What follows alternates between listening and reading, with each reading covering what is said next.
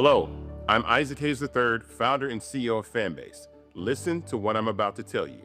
The window to invest in Fanbase is closing. We've raised over $10.6 million of our $17 million goal. That means there's room for less than 6,370 people to invest in Fanbase for the average amount. The minimum to invest in Fanbase right now is $399.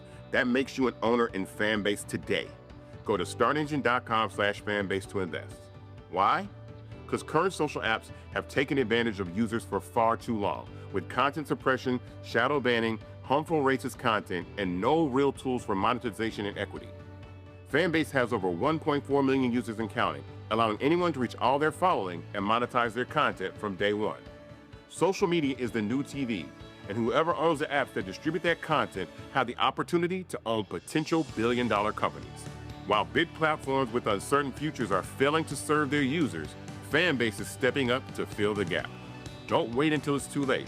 Invest now, invest for yourself and your future. Go to startengine.com/fanbase and own the next generation of social media.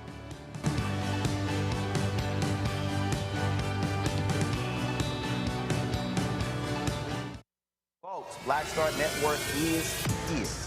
Hold no punches. I'm real revolutionary right now. Support this man, Black Media. He makes sure that our stories are told. Thank you for being the voice of Black America, Roland. Stay black. I love y'all. All momentum we have now, we have to keep this going. The video looks phenomenal. See, there's a difference between Black Star Network and Black-owned media and something like CNN. You can't be Black-owned media and be scared. It's time to be smart. Bring your eyeballs home. You dig?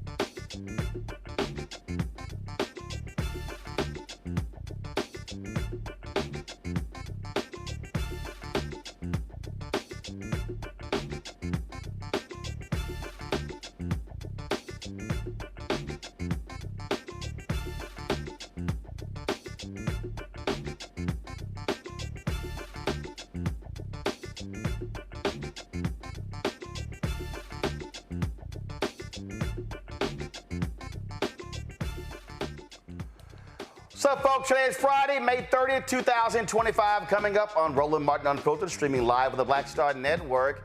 A deadly shooting on South Carolina's Ocean Boulevard leaves 11 people injured, including teens, and one person dead. Community leaders question whether the dead suspect shot the 11 people before police killed him. Tonight, we'll talk with an activist who is demanding answers. The twice-impeached, criminally convicted felon-in-chief Donald the Con Trump moves to end a program that's helped black business entrepreneurs and others for a very long time. This $37 billion program under the Department of Transportation is in trouble because Trump's white nationalists say, oh, it discriminates against the people that get 90% of the federal contracts.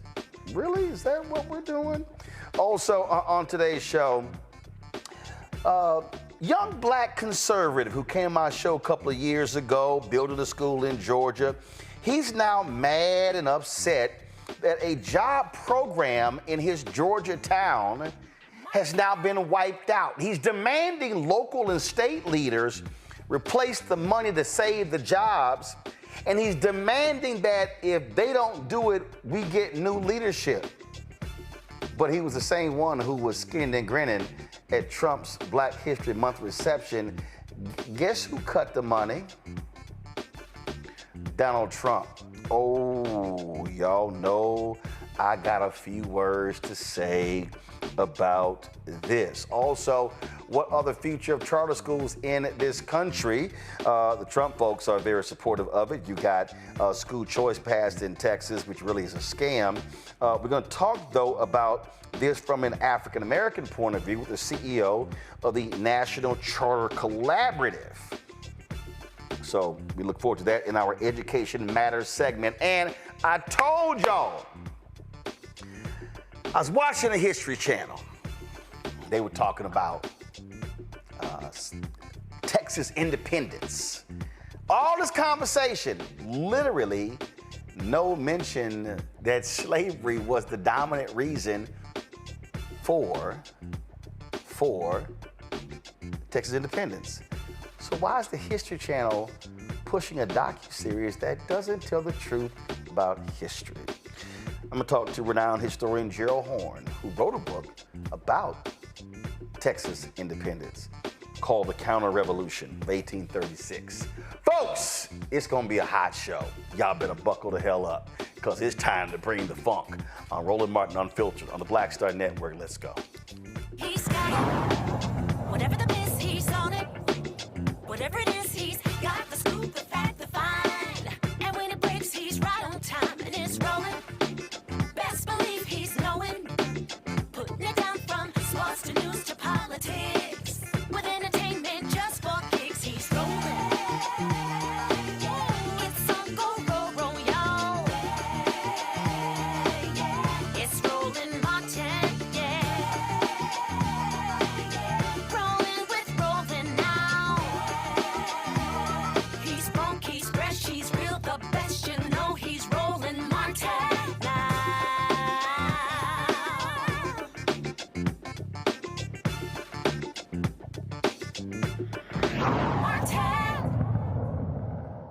Weeks after a chaotic night erupted in gunfire along Myrtle Beach's busiest strip, leaving one person dead, 11 injured, a shaken community continues to demand answers like whose bullet injured several people, the suspect or the cops.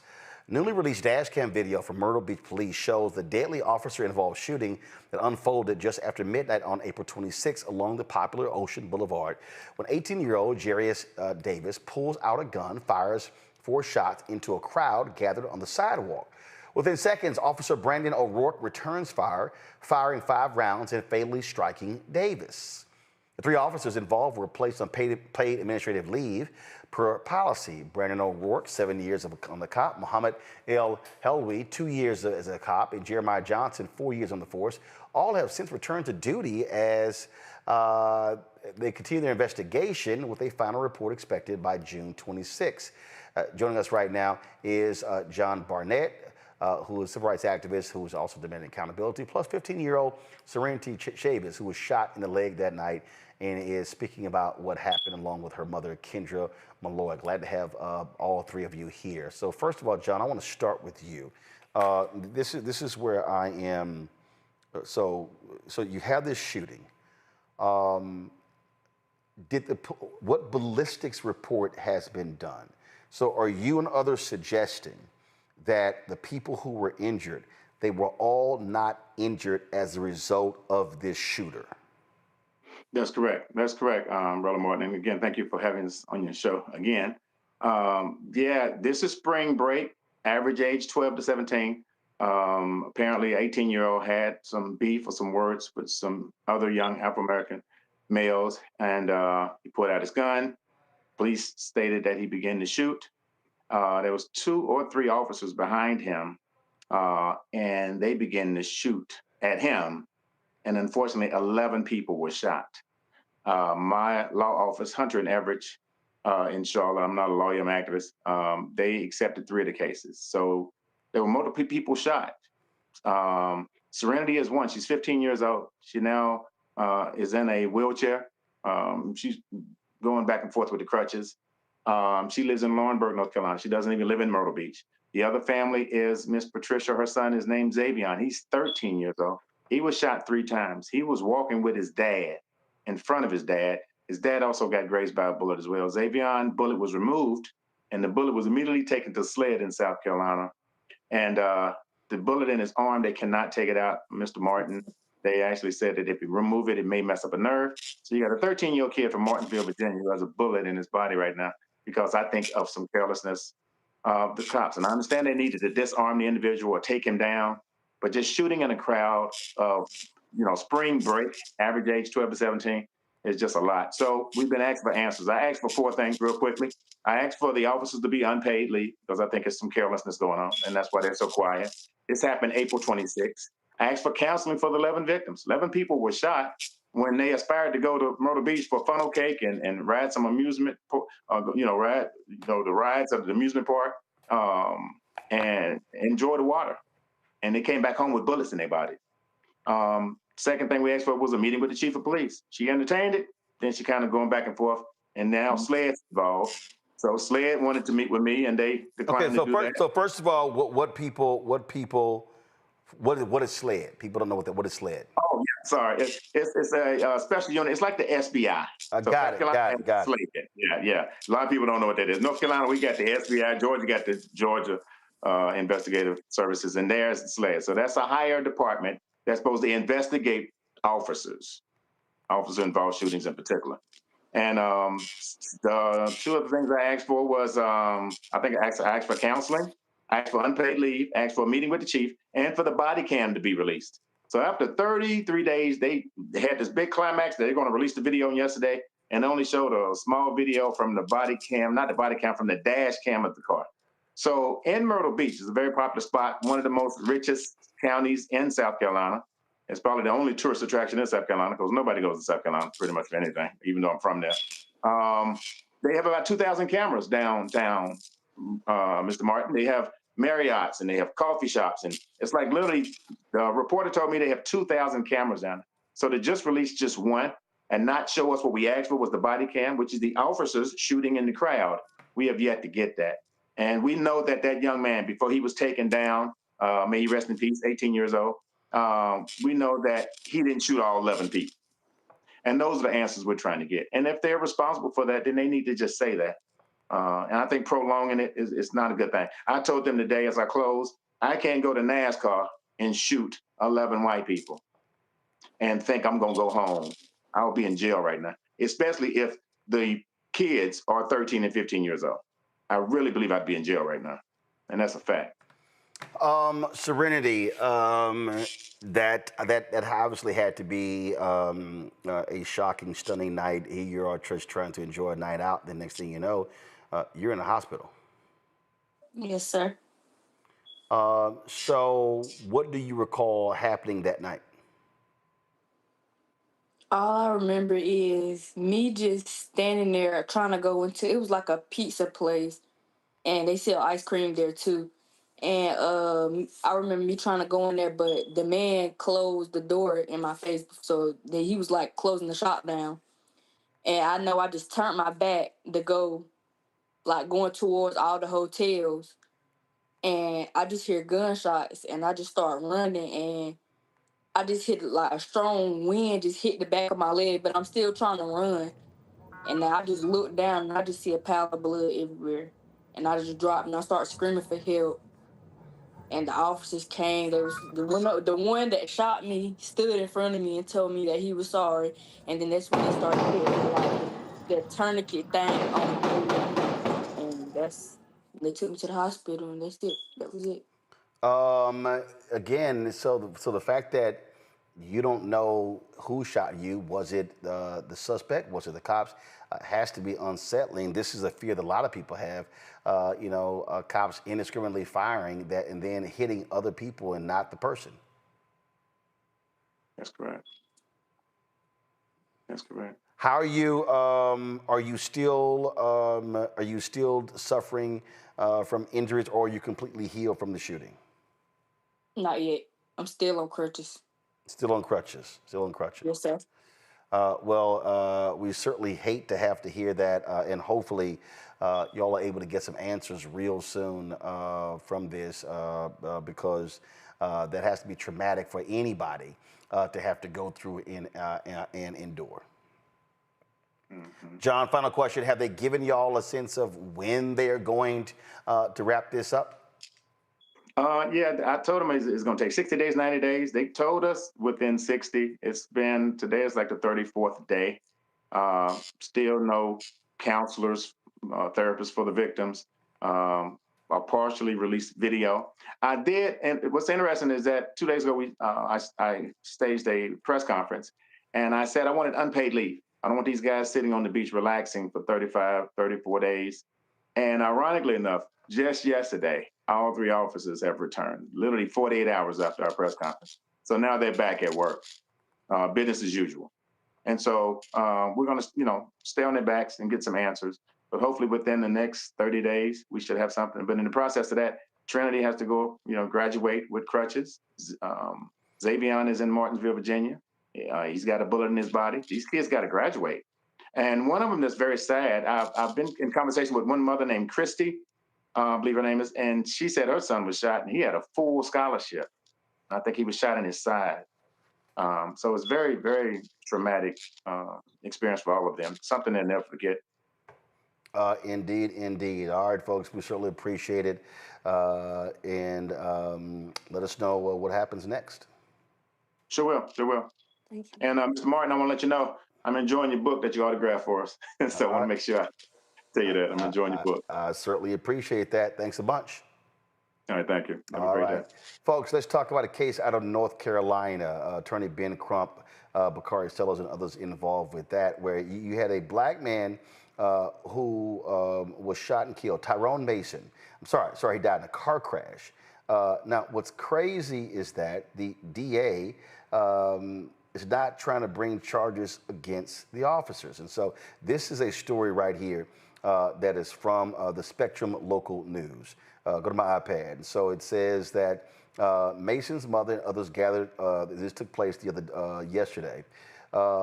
They gathered there. They want justice. The investigation revealed that 2 Highway Patrol state troopers lied about some of the circumstances involving the chase and the deadly crash. The DA decided not to charge the 2 troopers. They are on administrative leave. But here's what's crazy. First of all, again, it says here, Freeman decided not to charge the 2 troopers who remain on administrative leave while the investigation is ongoing and dropped more than 100 cases involving them. That's weird. Crump and Sellers are calling for the firing of the 2 officers. And again, this man died October 7th in a single car wreck. What's crazy is that the officers were caught on camera trying to figure out how to lie about it. It says here, Macario called in the crash after he said he drove up on it, but investigators found that Macario initially was not truthful with responding officers. They said Macario had tried to pull Mason over for speeding, but Mason accelerated and fled. Macario initially gave chase, but then gave up pursuit. They said Macario's supervisor, Morrison, advised Macario not to tell officers that he had tried to pull Mason over, saying the crash, quote, sounds like Raleigh's problem. Last Friday, some body camera video was released that shows Macario talking to Raleigh police about the crash and not revealing that he had been chasing Mason for speeding along Capitol Boulevard. Isn't that something? Folks, how many times have we seen this where cops will be sitting here lying, and then nothing happens? Michael Imhotep joins us, host African History Network show out of Detroit. Matt Manning, civil rights attorney out of Corpus Christi. And we also have Belinda Hale, actress and creator, Black Voices Heard Project out of LA. So this is the thing for me, Matt, that really pisses me off. And I'm just a firm believer in this. I don't care what anybody says. I do not care what the investigation is. I don't care if someone was injured, if it was a misdemeanor, if it was a felony, if someone was a shooting, car crash, someone dies. If a cop lies, I believe that should mean immediate and automatic termination.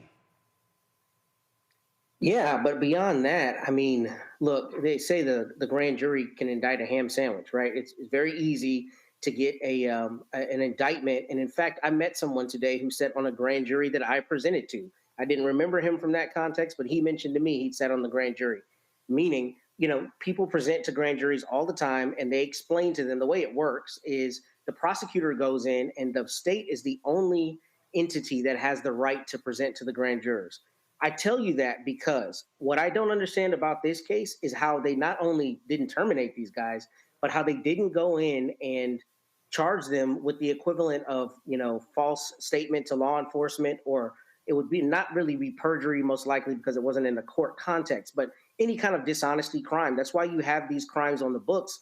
And, what's interesting in this case is normally you see a prosecutor who's reticent to charge a police officer where they have used deadly force or they've used force, right? Because they always lean on the idea that it was quickly evolving. Maybe the officer had some reason that, he or she readily believed that somebody was facing them with force. This is not that circumstance. This is, if you tell the truth, you most likely just get in trouble for an internal policy violation where your police department says, we don't give chase, or we don't give chase after they reach a certain point, and then Raleigh takes over. And at best, at worst, really, what you're getting is you're getting disciplined for potentially not having followed your department policy. But instead, what you've done is lie. And I don't understand how this prosecutor is not getting a lot more flack, because this is the case where it is easiest to hold law enforcement accountable. It doesn't require you having some big political, profile and courage. It just requires you to say, you said X, and that's easily provable to not be true. And because you're law enforcement, we hold you to a higher standard. We're therefore going to charge you with false reports of law enforcement or obstruction of justice or something in that vein. So I think that's the real tragedy here. And dropping the charges, a lot of your viewers may not know this, but often when a police officer is found to be dishonest, a prosecutor will do that. They will no longer take his or her cases because they're no longer a credible witness. But the failing, I think, here is not going a step further and showing the community that you're going to hold an officer accountable when he lies in a material way. He lied about something that led to this charge, or rather this chase where this gentleman died. And all he has to do is tell the truth. And at worst, he's in trouble for a policy violation. So I don't understand how the prosecutor did not think this was the perfect case to charge them for being dishonest, where they were easily able to disprove it. Melinda, it's no shock to me because a lot of DAs, they don't like to charge cops because they need cops for their other cases. This is the fundamental problem that we see with local DAs. And then the problem is, now that you got this idiot in the Oval Office, they don't give a damn about holding cops accountable on the federal level. Right.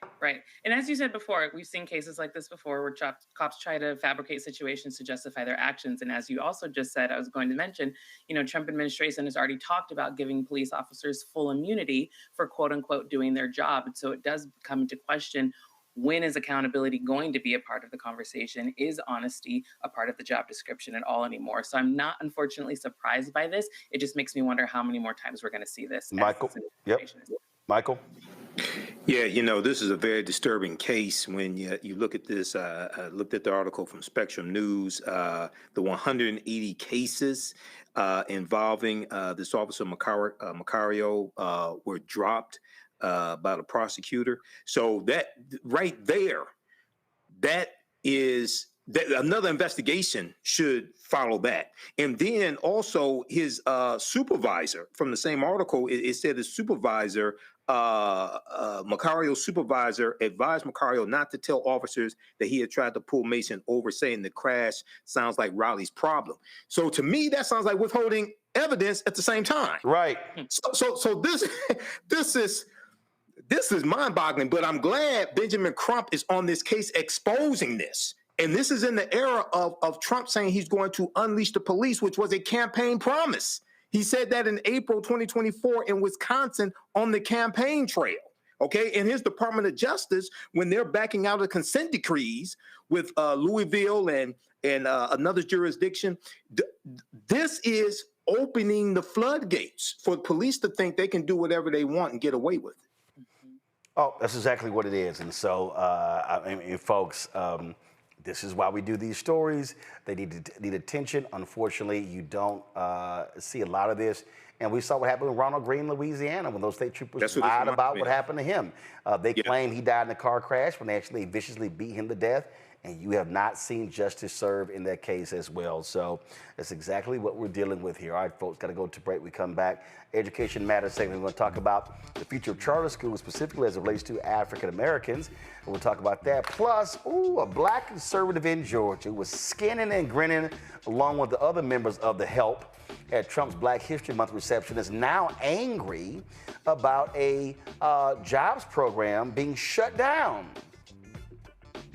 Who shut that down? Trump. Why he ain't saying nothing about Trump? Ooh. Yeah, I got something to say. It's time to bring, we'll be right back, Roland Martin on Filter on the Black Star Network.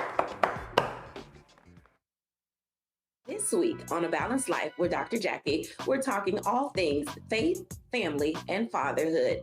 Men step in and out of our lives in a variety of ways as fathers, uncles, cousins, and different ways in which we enjoy their company and presence, and in other ways when they get on our nerves. This week on our show, we'll be talking about what it means to be a father, how women can support the men in their lives, as well as how do we heal the wounds that we've had from poor conversation, lack of desire, and all of the other ways that we sometimes as women check out and cause our men to feel emasculated.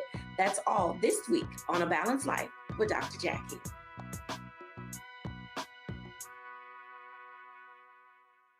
This is Tamala Mann. And this is David Mann. And you're watching Roland Martin Unfiltered.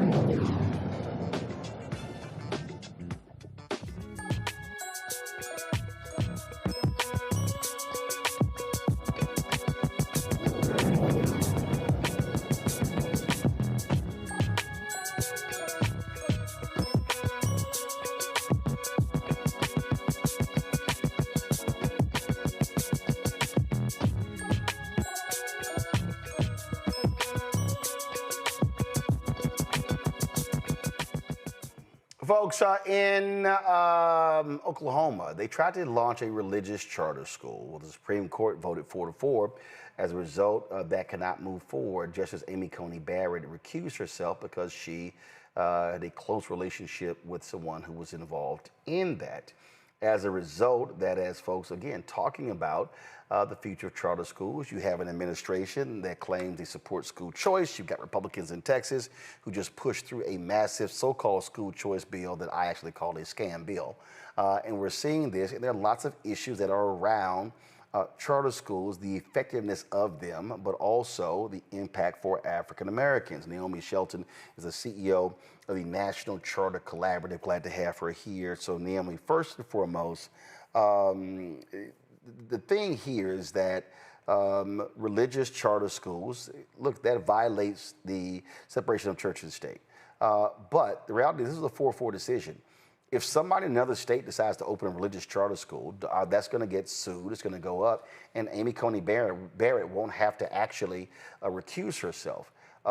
Do you predict that that in the future with this Supreme Court, that they may very well allow public tax dollars to be used to launch very explicit religious charter schools? Do I believe it's possible? Yes. Is that my hope? Of course not. I think we are all concerned about what happens when these cases continue to jump back and forth from different states. But I think it's also important for us to know that this is a great time to unify around talking about public education to a broader audience. So it is a possibility. Yes, we know that they are not going to stop, but it's about how we plan to address those issues when they come back. Again, there are, when this issue comes up, there are a lot of people who are very emotional about this. I've made it clear as somebody who launched School Choice is a Black Choice that if there is an education system that is set up that allows for us to completely control the schools, control the contracts, control the curriculum, I'm actually down for that. The issue that I have is when people want to pimp school choice to get Black people to support it, when in fact it is a detriment to Black people, and they don't actually support Black people actually controlling the education of our children. I agree with that wholeheartedly. We've had these conversations before, but I think it's important that we understand that the federal protections that come along with public education would be completely lost. So the most vulnerable learners, students with disabilities, and we know all the challenges that come along with that for Black families when it comes to serving students who need IEPs, et cetera. What I do know to be true is that it is a possibility, but of course, if we have the ability to control that, that makes all the difference. One of the things that colleagues and I are now talking about is what does it look like to have a resurgence of K-12 schools in partnership with HBCUs. And so thinking through what does it look like to have an HBCU create its own charter school that serves no differently than a lab school or a day school that used to be on those campuses. That opportunity goes as far as how do we make sure that it's possible for HBCUs to become authorizers of charter schools. And so having that double layer of focus when it comes to educational equity, but also excellence means that there are tons of opportunities that are right around the corner. And so how now, I know Howard University had a relationship with a charter school. Are there any other HBCUs that do? Oh, absolutely. University of Delaware, there's a school that is going to be opening this fall. It's Stillman College. So there are tons of opportunities for us to see what's possible. And I think it's important to just share more about what the schools that are working with HBCUs, what they are able to do. So those are not only pipelines for students, but it's also pipelines for teachers. How do we have teacher prep programs that are embedded in those schools? Here in DC, more than half the students attend public charter schools, and those schools offer anything from Montessori to dual language and justice-centered models. But what we want to make sure is that if we are going to control anything related to education in the K-12 space, that we are actually in control of that, from the application, even the approval of that application. Having Black folks and having HBCUs at the table would definitely add tremendous value. Let's questions from our panel. I will start with Melinda first. Yeah, can you explain a little bit about how charter schools would directly take funds from public schools when it comes to school choice, just for people that may not understand how that works? Sure. So I'll just clarify a few things. So it is a widely known myth that charter schools are not public schools. Charter schools are public schools in all of the 45 states where they are legal, including the District of Columbia. The funding is very similar to the ways that schools in traditional districts receive funds. So those funds are allocated by student population, and those come from local and state and some federal dollars. Thank you. Matt? Yeah, so my question is about the equity of opportunity to get into charter schools. So I know some schools have different lottery procedures or different procedures where the students are actually admitted. What are your thoughts about the current climate we're in and how that might affect Black access to charter schools? So just to clarify further, because I know that these are all misconceptions, charter schools have to follow open enrollment laws. And so they can't turn students away based on test scores or background. They're free, public, and open to all. But we should also remember that there are schools that students and or parents would choose because of the curriculum that they offer, because of the special programs. And so having the ability to select those different public school options makes it easier for parents where charter schools are available to choose the programs that work best for their students. What I know for sure, and I can say this as a former authorizer here in the district, is that we hold people accountable. If you are excluding students because of disabilities, if there are issues around race and equity, those are things that either that school's direct board or the charter board or the authorizer in that jurisdiction can manage. Michael. All right, Naomi, can you explain the difference between charter schools and independent schools? The reason why I ask, here in Detroit in the late 80s, early 90s, we saw African-centered charter schools that were created, and a lot of them don't exist today. And you had this debate between whether we should do charter schools or independent schools. So, of course, with independent schools, that funding formula is very different. A lot of that is philanthropic dollars and other ways that they find funds, where traditional districts receive funds and public charter schools receive funds directly from the state and locale. That being different, there are also other supports or other things that come along with a charter school versus an independent school, be it the type of accreditation, et cetera. All of those things impact what's possible there.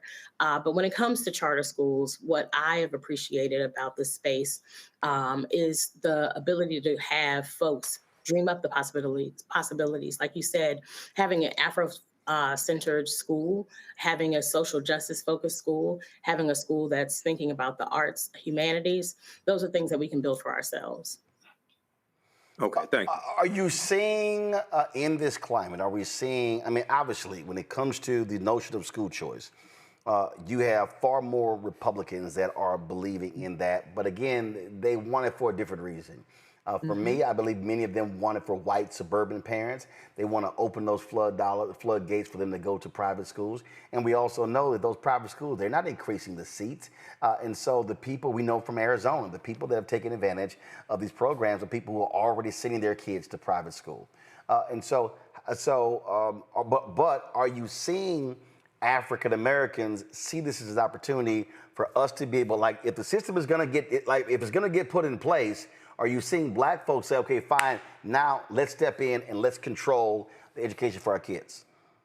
So I would say yes. Alabama has a very excited community that is building and growing there. That groundswell around starting schools with HBCUs, but also watching other Black people create schools and be successful. I believe in the last 7 or 10 years that Alabama's had the law to approve charter schools. I would say more than 80% of those schools are homegrown and or founded by someone Black. So there's always an opportunity. People see the chance to do this. If they see someone do it successfully, that increases that chance. But what I do want to point out is that everything right now just feels like it's in limbo because of where the administration is. We received an increase in the charter school program, which is the federal funding that goes towards charter schools, their incubation, et cetera. But that money being on the table doesn't matter if it doesn't get to Black people because of whatever is happening at the state level. And of course, too, if people are saying, I'm nervous because of the political state in my hometown, if they're worried about what that looks like, not only the backlash and being aligned with the GOP, but also what people's perceptions are about the charter space. So it's almost like we're seeing a push and pull because of the current climate. But I know of at least 4 schools in the South that are in discussion and or planning to open in the South. The issue that I have with what's happening in Alabama is that the people who are in support of school choice and charters spent a lot of money trying to get that law changed, and then they left. They abandoned the state. And I've held town halls there. We held town halls in Montgomery, in Birmingham, in Selma. And again, the fact that that law has now been passed for several years and only 2 schools have been launched, that to me is a problem. And so are you seeing the charter school movement, these various funders, these organizations, are you seeing them put an emphasis on the state to be able to walk people through the process, be able to help them with their applications, help them with their curriculum and their governing, things along those lines? That to me, I saw that firsthand, and that actually pissed me off. No, so I want to clarify that Alabama now has, I believe, 18 schools, and that's just in that short window of time. What I am seeing is an interest from philanthropy. I know that I've been in conversations with some philanthropic partners that are putting money into this space, but also recognizing that there are other issues that we have to address in public education in terms of where NAEP scores were, et cetera. So there's that on the philanthropic side. And then what's happening in Alabama. Alabama is also an example of where incubation is a part of what that charter school organization, the charter support organization there.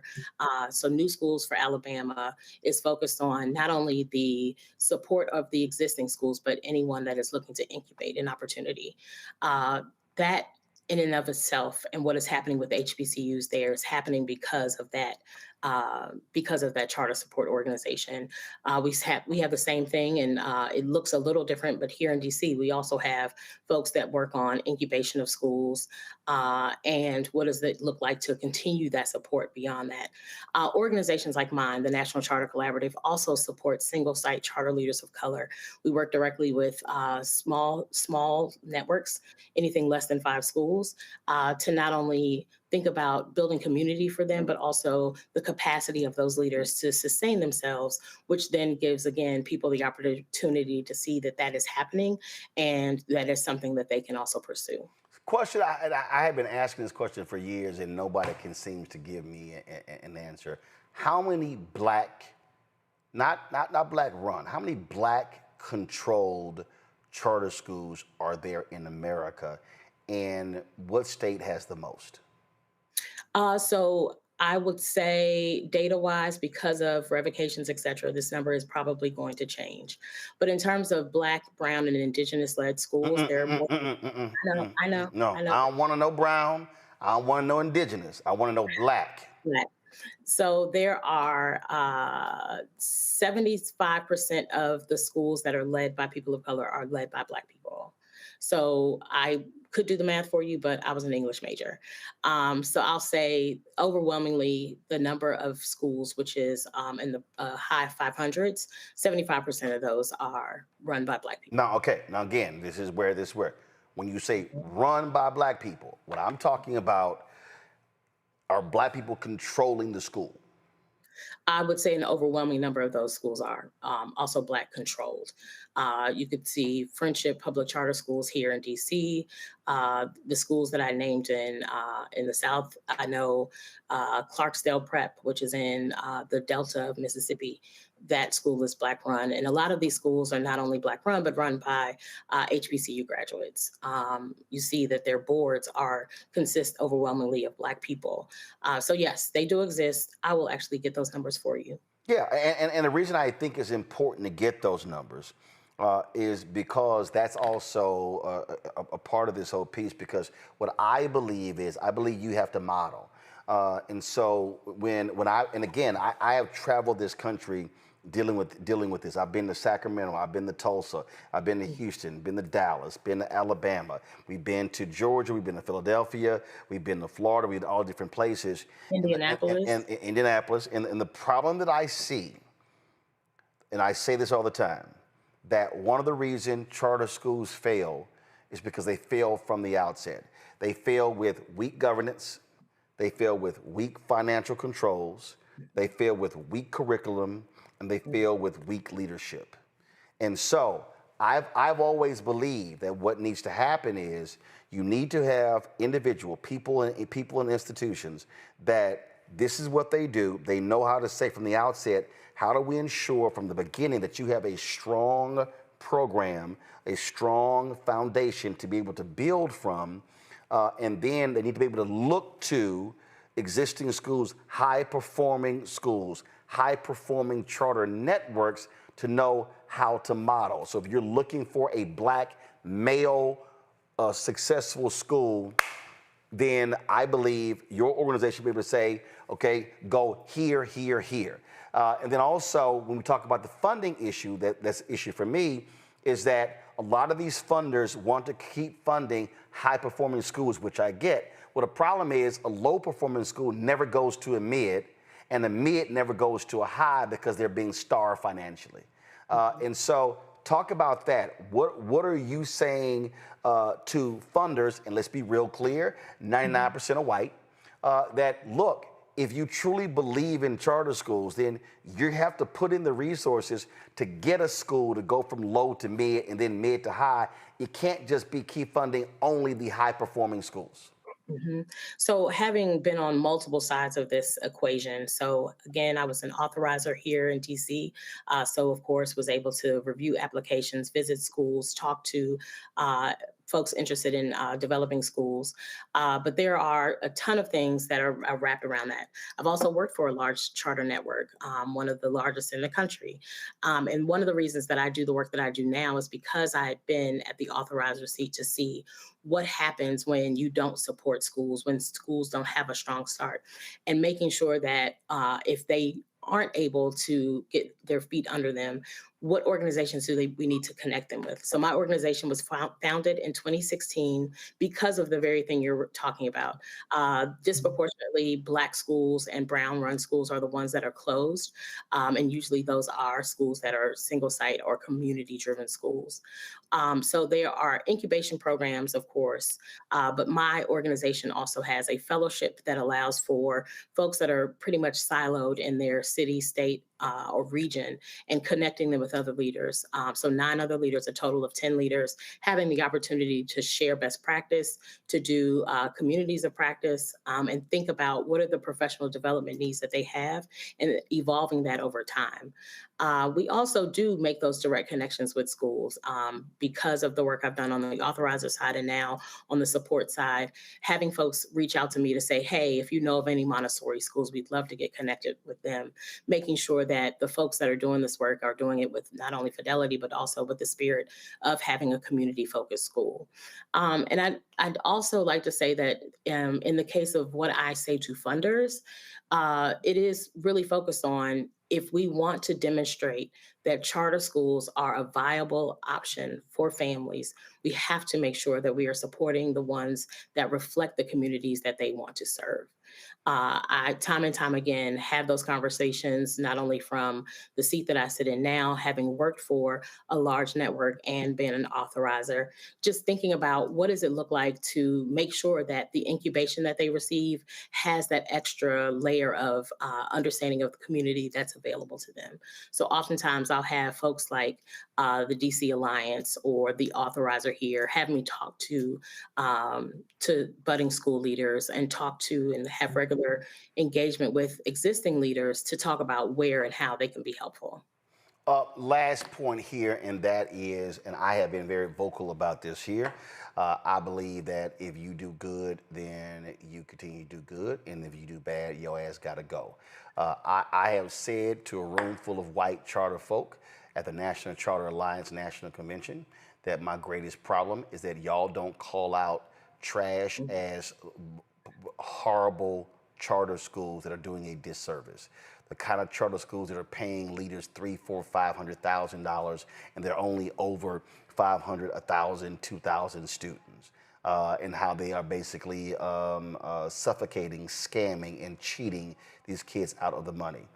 And so how do you articulate that as well? Because, and I'm very clear, not all traditional schools need to stay open because they are cheating our kids out of education. And if there are horrible charter schools that are right now, they got to go. I've had that conversation with large operators, had that conversation several years ago when someone in Texas bought a jet, right? So being clear about what it is that we need to say cannot happen. which also goes back to the conversation around authorizing schools. So those authorizing bodies, those folks that are making decisions about who stays open and who closes, it means that they have to have people on those boards that understand the communities, understand what the needs are and what's not being met or what is being met. And so having Black people serve on charter school authorizing boards makes a huge difference in terms of like calling folks to the carpet. I myself have done that multiple times, and especially with larger operators who have not kept promises to community members, of course, students and families, but not stay true to their charter agreement. And so authorizers are the first line of defense for that. I always encourage people, if there's an option and an opportunity for you to serve on a board, please do so, be it the authorizing body or be it a school itself, because the flags go up in the school's board. That board of directors is responsible for any of the issues that happen there. And so making sure that people are prepared to do that effectively so that they can raise the flag and get people connected to organizations that can help them do turnaround. But most importantly, and who holds folks accountable for staying open or having their doors closed is an authorizer. And without having people at the table who understand our communities, authorizing is just, again, something that is white control that we don't see, that we are not able to navigate. Indeed. All right. We appreciate it. Thanks a bunch and continue good luck. Thank you so much. You have a good one. All right, likewise. All right, folks, let's talk about this program here.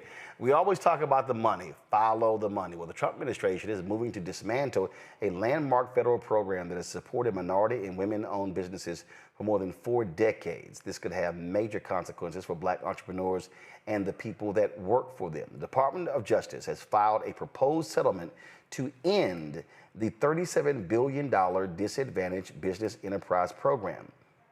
It allocates at least 10% of federal transportation funding to firms owned by historically marginalized groups. The move comes after 2 white-owned Indiana construction companies sued the Department of Transportation in 2023, arguing that their DBE program was unconstitutional and amounted to discrimination against non-minority businesses. Now, mind you, 90% of the $700 billion in federal contract goes to white people. And of the minority and women business enterprises, white women get 78% of that. No shock, Donald Trump administration sided with the white plaintiffs, stating that the program's race and gender-based requirements, quote, can no longer pass constitutional scrutiny in light of recent Supreme Court decisions, which is actually bullshit. If a federal judge approves the settlement, the DBE program would be permanently dismantled, putting at risk the livelihoods of 49,000 minority and women-owned businesses that rely on these contracts to grow and compete in the $759 billion transportation sector. Matt, this is why this is bullshit. They are trying to take the Supreme Court decision regarding race and admissions applied to everything.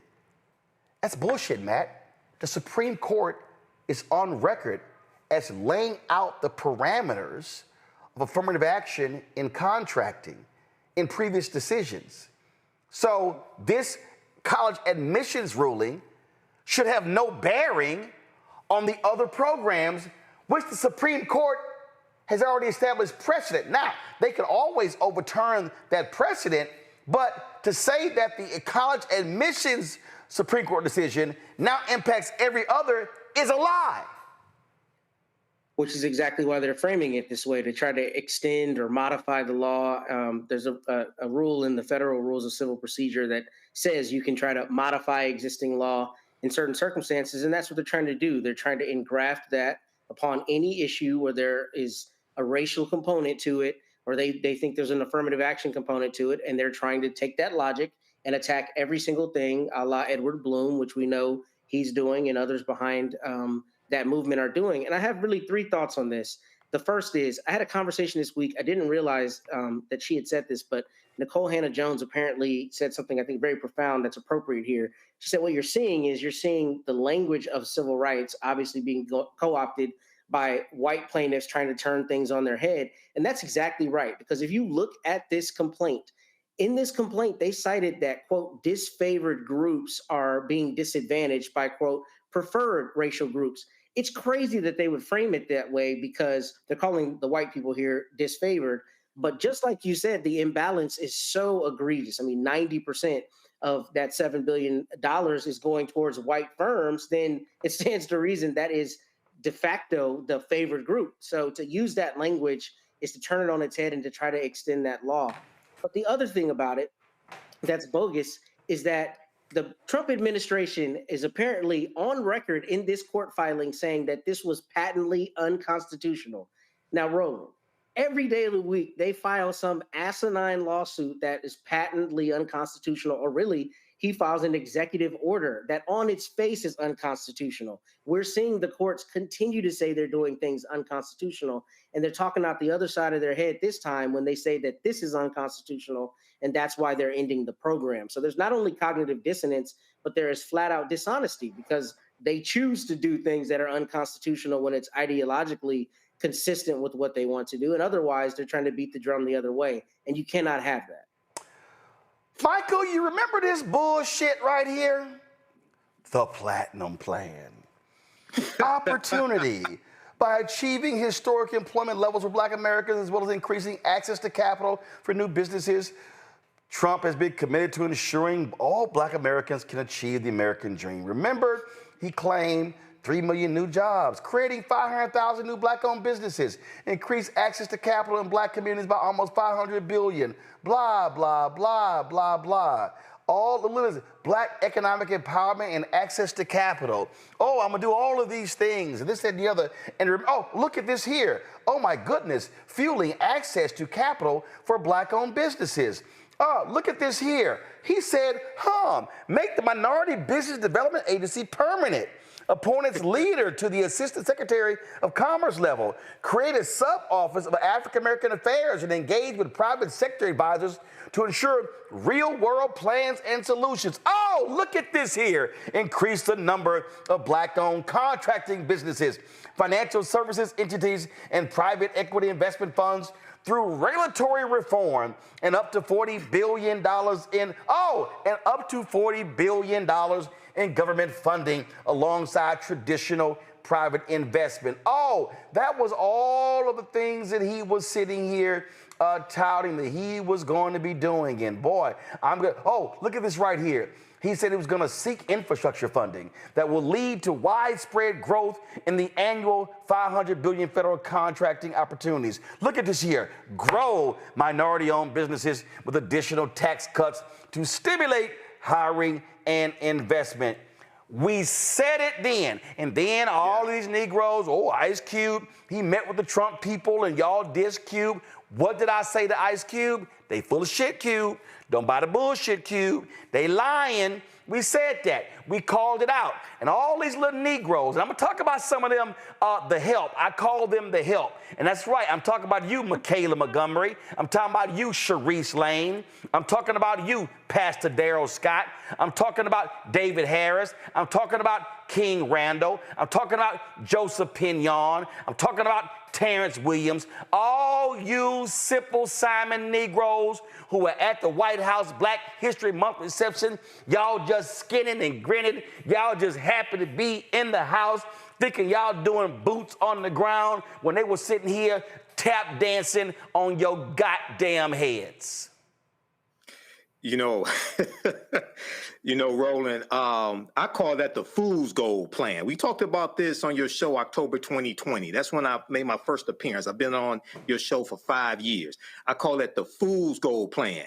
Donald Trump basically didn't do any of that stuff in his first term in office. Keep in mind, he had 4 years to do all that.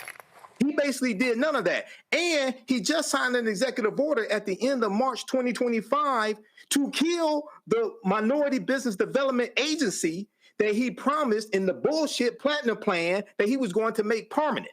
Okay? And when you look at the conversation that we just had with Naomi, you look at that Supreme Court ruling, 2023 Supreme Court ruling that struck down affirmative action in college admissions. They're using this as one of the tools to gut all these programs that were partially beneficial for African Americans. Whether we talk about the $37 billion program, the Disadvantaged Business Enterprise Program, okay? And then you saw on the Platinum Plan, he talked about an infrastructure bill. Every other week was infrastructure week in the first Trump administration. He could not get an infrastructure bill passed. But you know who got one pushed through? Biden-Harris, $1.2 trillion infrastructure bill. And this $37 billion is distributed.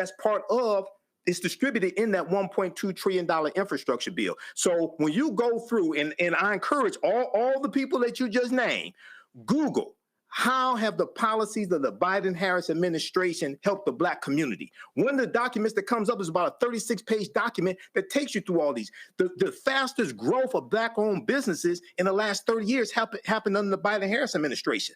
When you look at the also $10 billion in government contracts, okay, in 2023, $10 billion in government contracts went to African-American owned businesses. Now, even though that was only about 1.7% of all government contracts, that's a record amount. We didn't get that under the Trump administration. But see, again, their whole deal here, Melinda, is to shut it all down. And I ain't sitting here saying where the fans at. I'm saying where the FBA at, where the B1 at, where all y'all Negroes. Come on, here's what I want to know. Philip Scott, Jason Black, come on. Vicky Dillon, Vicky Dillon, come on. What's the other boy with the little documentaries? I forgot his little name. All y'all, all them Negroes. Your vote ain't gonna do nothing. It ain't gonna do nothing. It ain't gonna achieve nothing. Really? And these are hold up. Where your punk ass at, Boyce Watkins? All y'all ran y'all miles. Y'all was shitting on Kamala, shitting on Biden. Y'all was sitting there, all of y'all nonsense. And we told y'all, voting has an impact. And then y'all run so I love the same Negroes. Yeah, I'm specifically, because see, normally I don't even say nothing about his sorry, trifling ass. But I'm going to go ahead and say it. All this bullshit, Boyce Watkins, after Trump inauguration, we need to focus on Black-owned businesses, building Black-owned businesses, supporting Black-owned businesses. Well, please tell me this. If your ass can't get access to federal contracts and your ass can't get state contracts, then they're going to target county contracts, then they're going to target city contracts and school district contracts. What your ass going to get? Oh, I'm sorry, because when they also shut down DEI, now you can't get corporate. So I just want to know, all of y'all support Black-owned businesses, Negroes who shitted on Harris and saying, damn her, and you, well, I ain't say vote for Trump, but that's what you were saying indirectly. I just want to know, if to shut down this program, forget the contracts. So again, we're seeing loss of contracts in corporate, loss of contracts in federal. Republicans are controlling the red states where Black people are. So what do you think they're going to do next in Texas, Louisiana, Mississippi, Alabama, Florida, Tennessee, South Carolina? Republicans control North Carolina legislature. What do you think is going to happen in Arkansas? What do you think? That's all I'm trying to understand. But we would call shields. We would call kiss up to the Democratic Party. See, all you so-called wannabe fake-ass radicals, super-duper revolutionaries, here's what I want to know. Every Black person can't sell incense. Every Black person can't have a T-shirt business. Every Black person can't sit here. So I just want to know, what businesses do y'all think Black people can actually create? And here's the reality that nobody wants to own up. The United States economy is a $30 trillion economy. Black people do not have enough money to solely fund Black people. Right. It's just a fact. If Black spending power is $1.6 trillion, and if we know that most Americans are spending half of their income on housing, boom, 1.6 is now cut to $800 billion. So we ain't got the food, We ain't got the clothes. We ain't got to any of that stuff as well. So the point I'm saying is you cannot grow a black business sector if you're only serving one community. And when you're getting X'd out, and now we're talking engineering firms, architecture firms. Now we're talking about contracts with DOD. Now we're talking about contracts with every federal government agency. Please tell me what's going to happen, but we were shields. We were sitting here, oh, we were on the plantation. Oh, we were sitting here kissing up to Kamala.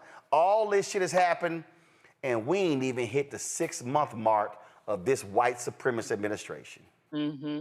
Well, there are a couple things I want to respond to. First, Michael, I do love that you did point out how Trump did not do anything in those 4 years in regards to the Platinum Plan. And that's also the excuse that people used for Kamala, but they didn't give her the chance when she wasn't even president in the first place. So I do love that you pointed that out. But I think that this is a clear move to obviously block Black people specifically, but also women and minorities from just achieving any form of economic success. Yep.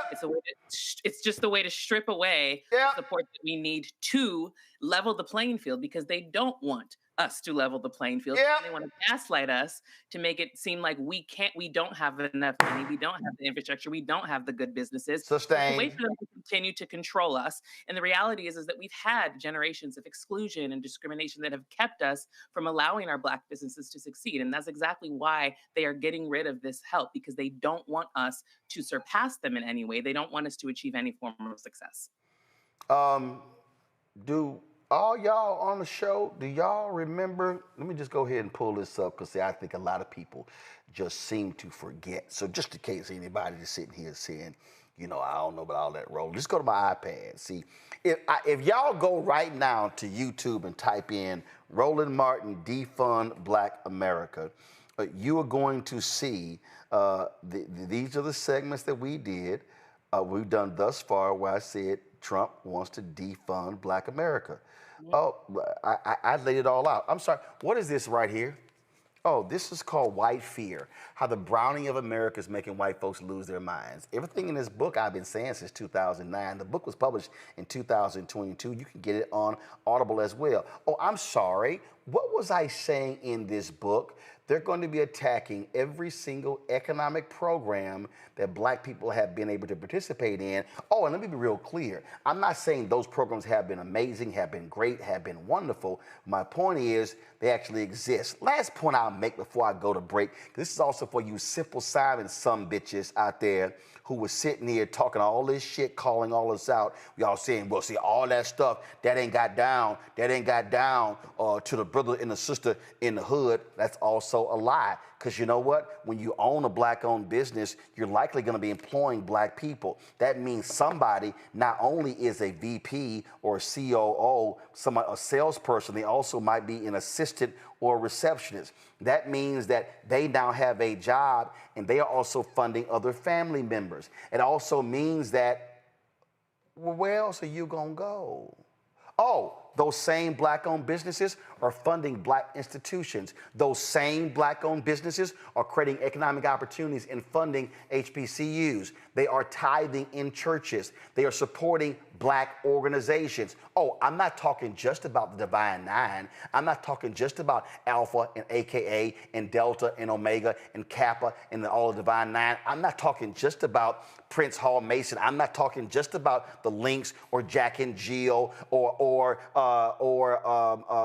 the top ladies of distinction. See, all y'all punk ass, the Black Boule. Y'all don't know shit about Black people. Y'all don't know shit about how Black people, how things are funded in the Black community. And the underpinning of the Black middle class and the Black lower class has literally been access to contracts. On top of that, it has been access to jobs in government, federal government, state government, city government, county government, school district government. So what then happens when you begin to whack those particular jobs? What begins to happen when you whack those jobs? Oh, I'm sorry, they start getting laid off. Oh, I'm sorry, What then happens? Their kids now can't go to school. What then happens? They now have to file for unemployment insurance because they don't have a job. And we're seeing that right now. So it's called the downstream effect, the downstream impact of all of these different things.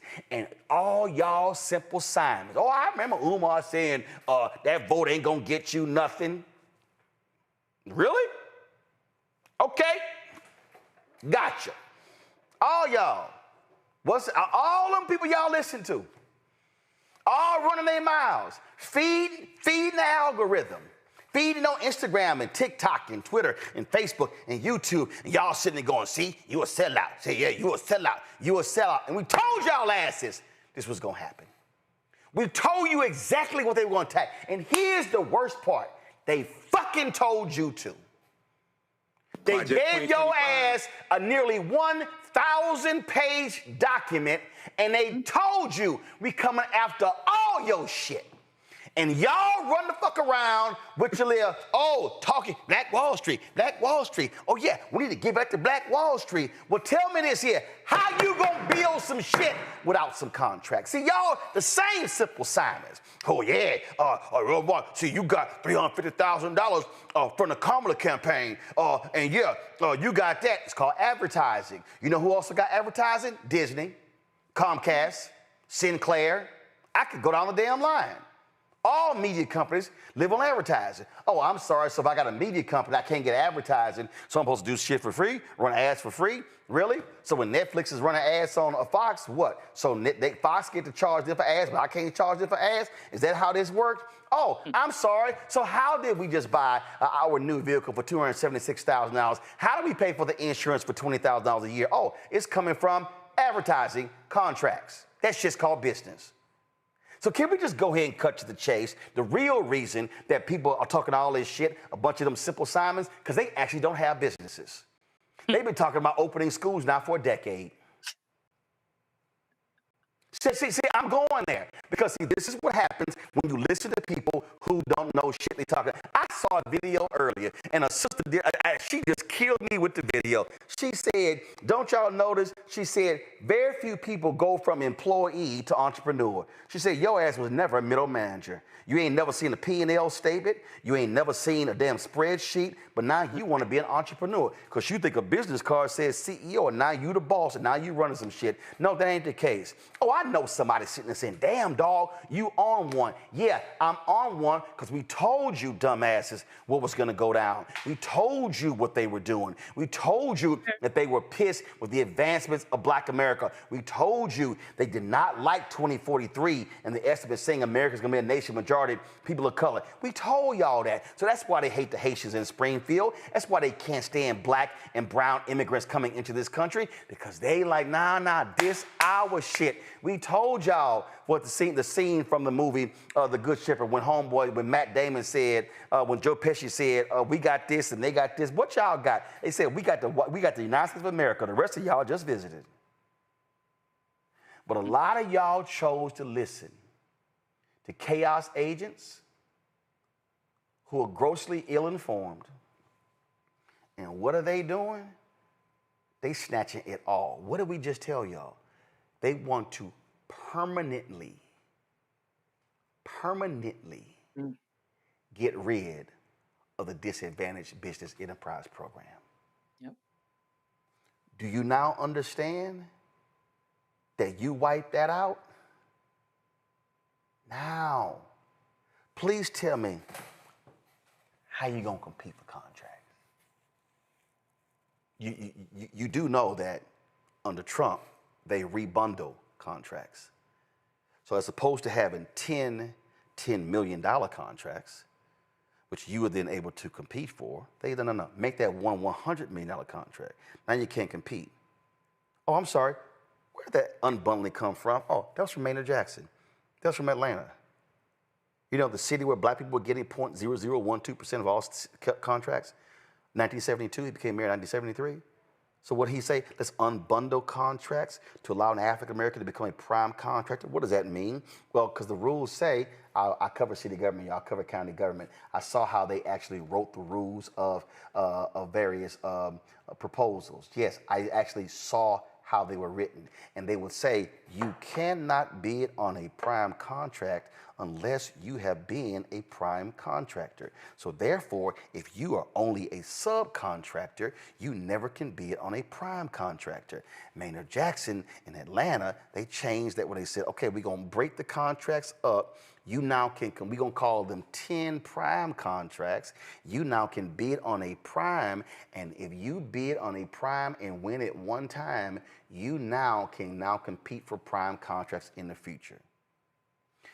But y'all keep listening to the Simple Simons who call us shields, who say we're the Boulevard, who say we talk down to regular ordinary people, and understand they literally have no idea what the hell they're talking about.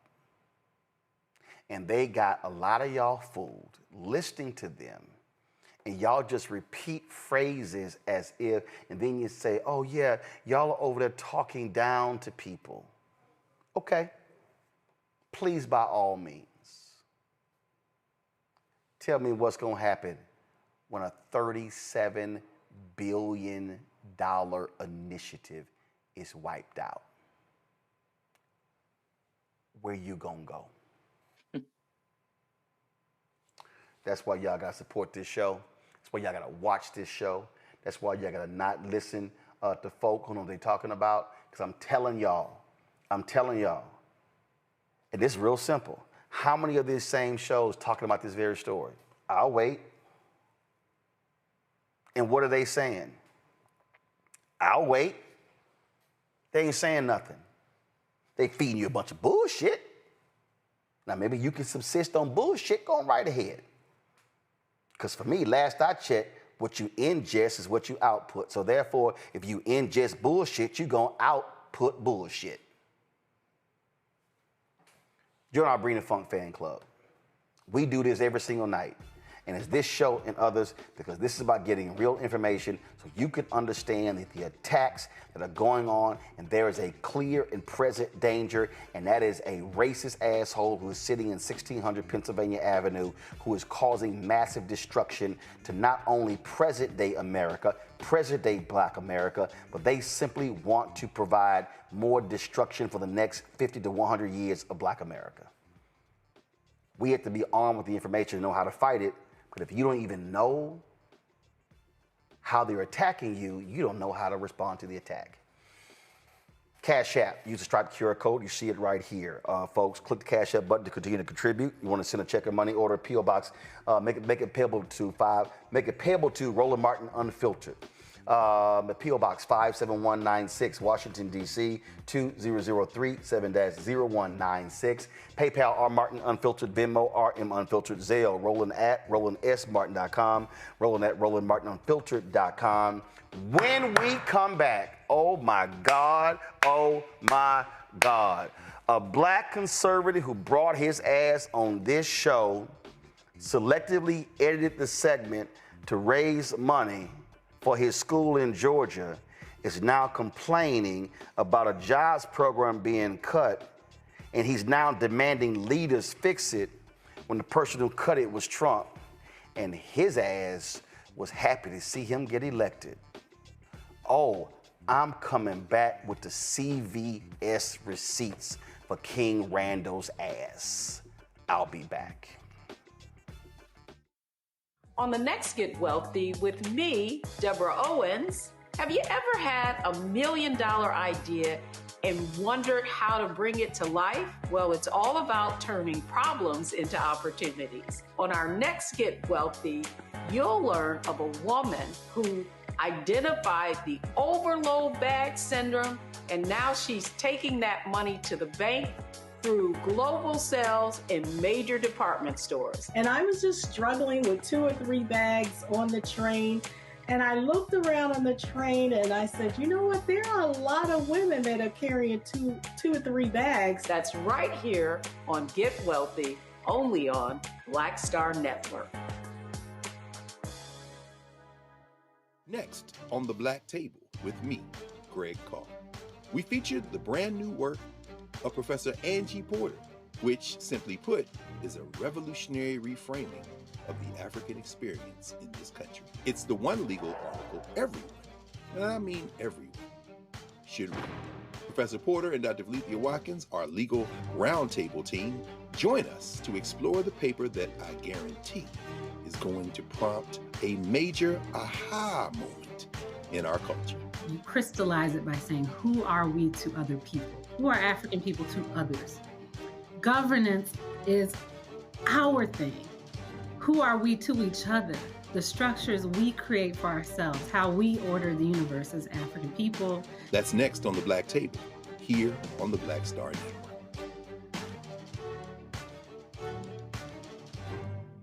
This week on A Balanced Life with Dr. Jackie, we're talking all things faith, family, and fatherhood. Men step in and out of our lives in a variety of ways as fathers, uncles, cousins, and different ways in which we enjoy their company and presence, and in other ways when they get on our nerves. This week on our show, we'll be talking about what it means to be a father, how women can support the men in their lives, as well as how do we heal the wounds that we've had from poor conversation, lack of desire, and all of the other ways that we sometimes as women check out and cause our men to feel emasculated. That's all this week on A Balanced Life with Dr. Jackie. This week on The Other Side of Change. Mass incarceration, Trump administration is doubling down on criminalization, and how it is profitable. And there's something really, really perverse about saying that we need to put people in cages in order for other people to have jobs. Like, that is not how our economy should be built. Only on The Other Side of Change on the Black Star Network.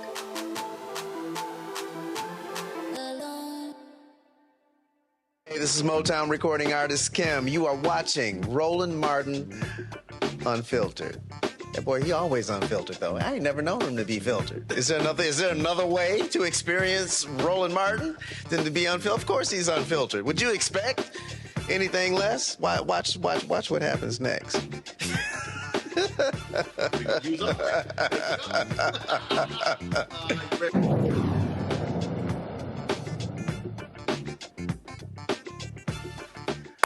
All right, y'all. So, I was on Instagram a little bit early, and I came across this video. And then I watched this video, and I said, I know I am not seeing what I'm seeing. So I need you to play the video I saw on Instagram. I need you to, y'all don't have the video? I sent you the link to, okay, all right, let me play the video myself. Because y'all, I saw this video, when I say I was hot, when I saw it, I said, I can't believe what I'm seeing. This nonsense that I'm seeing from this person right here, posted on Instagram. And I'm like, I know that is not who I think it is, posting what he just posted. And then I looked at it and I said, oh, that is him. I can't believe he posted that video. So let me go ahead and show y'all this, because I want y'all gonna trip. Y'all gonna trip. Watch this video. Is closing here in the city of Albany, and that leaves us with a little over 500 students that were here on this campus, and 19% of those students are labeled as homeless. We have a little over 250 jobs that'll be leaving the city of Albany. And while this is not the city of Albany government's fault, this is a time for our local and state leadership to step up, because we'd be stupid to act powerless in this situation. Because while this school is still here, while this building is still here, while this campus is still here, what could this become? Could this become a Southwest Georgia regional hub for trade skills training? Could this become something major that the city brings on to start training workforce? Because if we're training workforce, then we can invite industry to come here. But if we don't have any workforce for industry, they'll never come. But if Doherty County school system could train workforce in adults, why can't the city of Albany do the same thing? So my question to leadership is, are we going to allow this opportunity now to pass us by, or are we going to lead? Are our leaders going to lead? And if they don't want to lead, they need to step aside and let somebody else do it. Oh, he said that if our leaders are not going to lead, they should step aside and let somebody else do it. That's interesting. Now, when I saw it, I remember when he came on this show after he was going at me on Twitter when he was supporting the Republicans in Georgia voter suppression bill, and he was talking shit with another black conservative. Then they say, well, he ain't gonna never put us on the show, and I invited his ass on the show. Then he tried to change his tune when he came on the show. Roll it. Joining us right now is King Randall One, founder of the X for Boys organization based out of Georgia. So, King, explain why in the world you're conservative, correct? Yes, sir. So, please explain to me why this bill, why Republicans are pushing for a voter suppression bill when last year we saw record turnout in Georgia, record turnout. So, why would they want to restrict voting when you just had record turnout in Georgia? Well, let me start off by saying you had me mistaken. I'm not a Republican. I do consider myself conservative. No. Actually, I didn't say Republican. I said you're conservative. Okay. I said you're conservative. Right, absolutely. That's what I said. Right. Yeah, I was saying that because you called me a Republican on Twitter. However, with this particular bill, I don't consider voting my particular fight.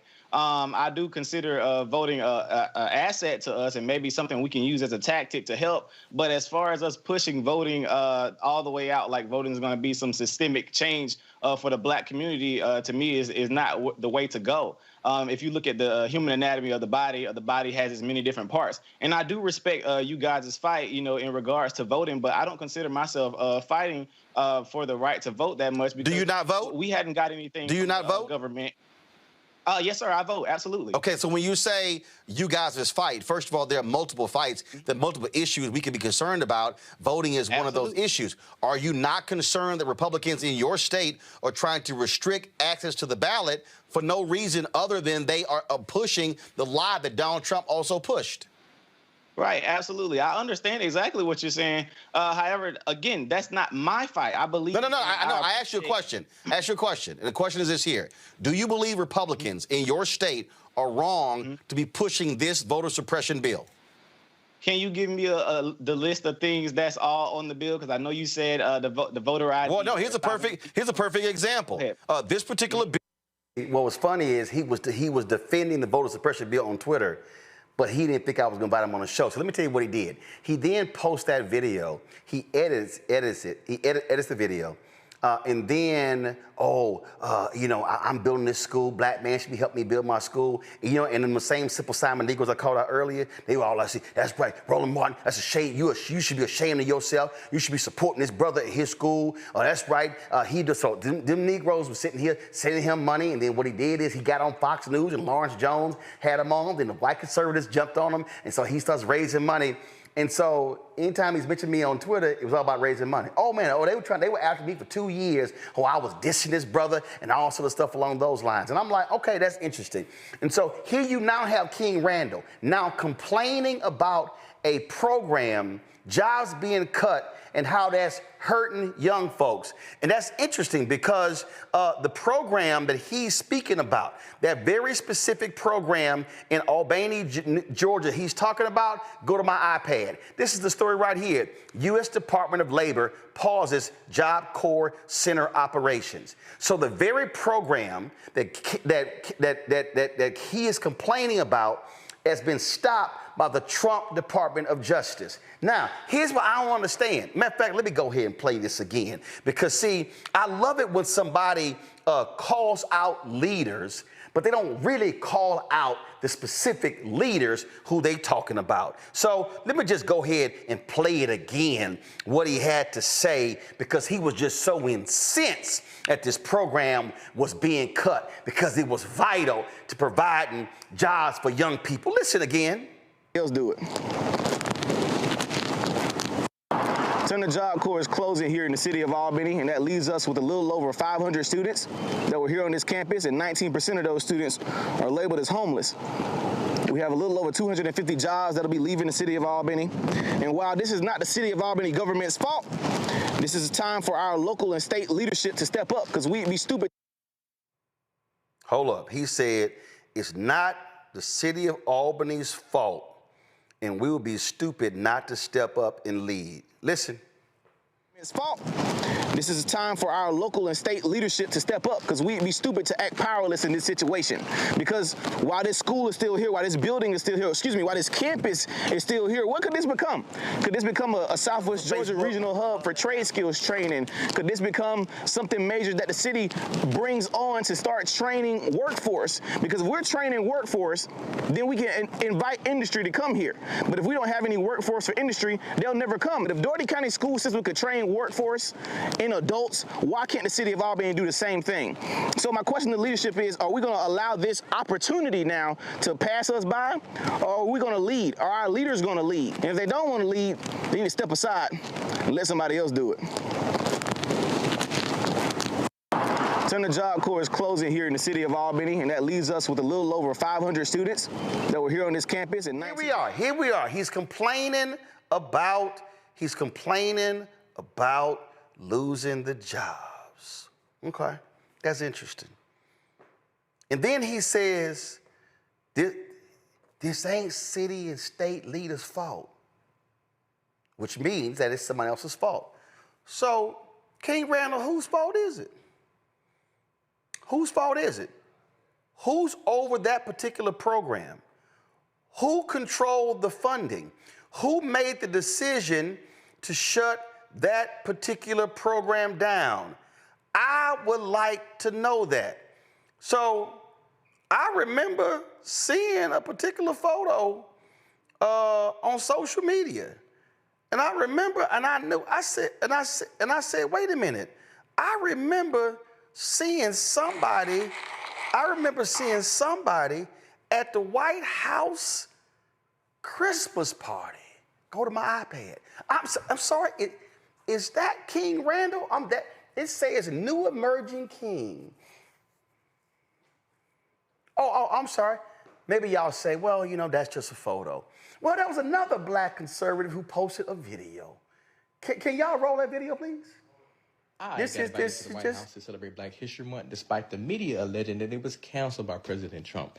But like always, fake news. I landed safely thanks to Delta Airlines and time to take a quick shower before throwing on my Sunday's best. Here I'm rocking my Palazzo sports jacket with a black turtleneck and a black Bailey fedora. Soon after this, I ran into my Blexit family on the way to the White House, but I must give a shout out to the guy that made it all happen, Pierre Wilson. He is the real deal, but with moves like this, he's clearly not like us. We were all smiles, waiting in line in this 20-degree weather to get inside to celebrate this momentous occasion because of what it meant to all of us. All I can think about in my head right here is how much I've overcame throughout the years, being open with my conservatism. For some reason, it brings out the worst in people, and I think it's because I refuse to live up to their expectations of me. While I was in the White House, I wasn't quite sure how much I could record, but the security guard reassured me that we had free reign to capture whatever we wanted, so I took full advantage. While I was in the restroom, though, I noticed these napkins with the presidential seal on them, and it almost felt disrespectful to use it and toss it straight into the trash can. They rolled out the red carpet for everyone. We were dressed to the nine, looking good, smelling good, eating good, drinking good, and sounding good. See, the Marine band that was in charge of the music understood the assignment. They were playing everything from Earth, Wind, and Fire all the way down to Sam Cooke, making this a magical time. Everything opened up by a classical version of America the Beautiful, set in the atmosphere. And it was great to be surrounded by so many of my favorite people: Michaela Montgomery, David Harris Jr., Terrence K. Williams. Go back. Who do y'all see right there on the left? That looked like King Randall. So let me get this straight. King Randall complains about a federal program getting cut that's taking jobs away in his town of Albany, Georgia.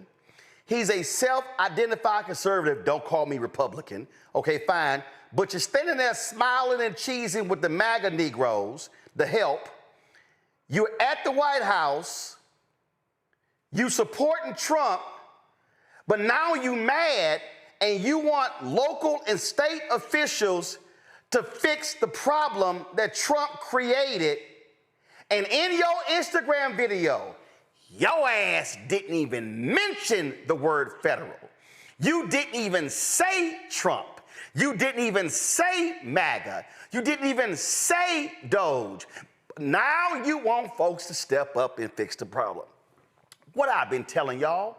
I've been telling y'all the help. That's the black people who are standing with Donald Trump. They claim all black people, y'all on the plantation, y'all on the plantation, Trump is going to be helping us out. And Donald Trump has consistently had policies that have negatively impact people, and these simple Simon Negroes ain't said nothing.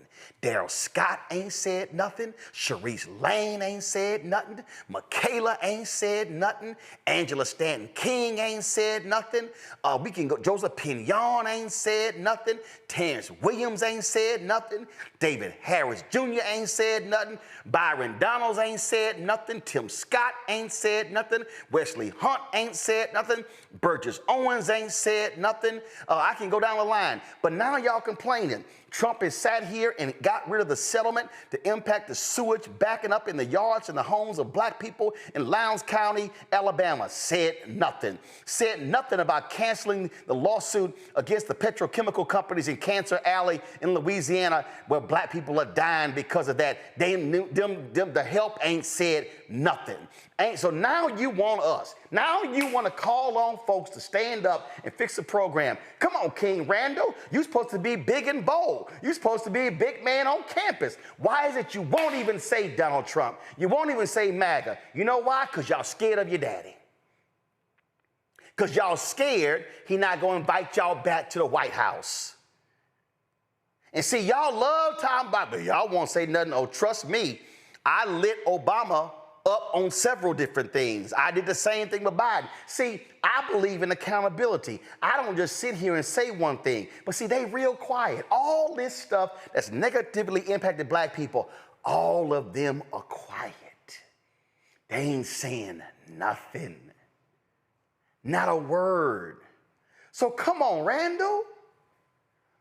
I dare you, Randall. I dare you to call your boy Lawrence B. Jones at Fox News, who's now on the morning couch, and say, Lawrence, can I please come on to make a personal appeal to Trump to restore the programming for this, the funding for this program so we don't lose these jobs? I don't think that's going to happen, because you know why? Because, see, Lawrence B. Jones ain't trying to be on the bad side of Donald Trump, because they all trying to kiss that orange MAGA ass. So isn't it interesting that you come on my show, you talk shit on Twitter, you didn't think I was going to invite you, then you did a bait and switch where you came on my show, then you used my show to raise money for your school, but now you complain about job losses of young people in your town, and it's Trump's fault and you ain't saying a word. Ain't that interesting? I guess that's how it goes these days, Michaela. The help is quiet when it's time to speak up. I mean, that's why I wonder why. Melinda, I'm sorry. It's okay. It's okay. You were going off about Michaela. You're living rent-free in your head. You're upset. I get it. But no, I just think it's funny that people like us are apparently on the plantation, but we're not afraid to actually criticize our party or people that we vote for, but they will not say anything about Trump when it is explicitly his fault. I just looked it up. It's the Department of Labor, and it's about his budget. That's why they cut the Job Corps program. So it is directly a result of him voting for Trump, and he doesn't want to have to reconcile with the fact that he was a part of the problem that made this happen. No, Michael. Well, Roland, we tried to tell him, and how many times have I talked about this document on your show before? Okay, this deals with the policies of the Biden-Harris administration that help black people. The Biden-Harris administration advances equity, opportunity for black Americans and communities across the country. Okay, this documents that. And right now, Donald Trump is wiping out the advancement that African Americans have made going back to the 1960s. On day one, he revoked Executive Order 11246, which was affirmative action. On day one, he revoked Executive Order 11985, which Biden signed on his first day in office, which put in motion all this that happened because that executive order dealt with equity and that immensely helped African Americans. So yes, it's good to have an independent school. We've been doing that for decades, independent schools, but we have to understand how politics impacts every aspect of your life, and your understanding of politics is directly related to your understanding of history. So there's a lot of people talking about politics that don't understand history. Matt? I don't have anything profound to add, but all I'll say is that I think it's a missed opportunity because you think, if you look at this from a nuanced perspective, I mean, this is an opportunity, right, for local people to, invest in this lost job program. But the issue with that is you don't have credibility if you don't call out why the job program was lost, which is your point. And that's the issue that I see here. I mean, it looks like this brother theoretically is trying to do something good in his community, but you lose credibility when you don't say why it's no longer there and why your desire to have proximity to power is more important than the actual things you claim to stand for, which is, having jobs in the community. You should be able to say this is gone because of a Trump policy, the same way you would surely say if that program was lost under Mr. Biden's administration, that this is no longer here because the Biden administration took it away from you. Unless you're willing to call a spade, you aren't credible. And I don't see why you wouldn't do that here. But I understand you got to kiss the ring. And that's what we're seeing conservatives of all colors do. They're all afraid to call out Trump. They're all afraid to call out his insanity because they want to keep that proximity to power. And that's why y'all need to go ahead. Y'all got our T-shirt. That's why y'all need to get our new shirt. Hashtag We Tried to Tell You. FAFO 2025. That's why we got that shirt right there, because probably 2025, a bunch of y'all fucking around and y'all finding out real quick. All right, somebody in the chat room said, damn, Ro, you on one today. Yes, I am. So let me go ahead and go to the third thing that pissed me off. So on Monday, I came home. Did I play golf? I played golf on Monday, I think. So I came home, and my wife was watching this docuseries on the History Channel, and it was called The Frontiers Men Who Built America. So they have a series of these documentaries, The Men Who Built America. They have The Food That Built America. This is a whole series. And so when I saw this, I saw that one of the executive producers was Leonardo DiCaprio.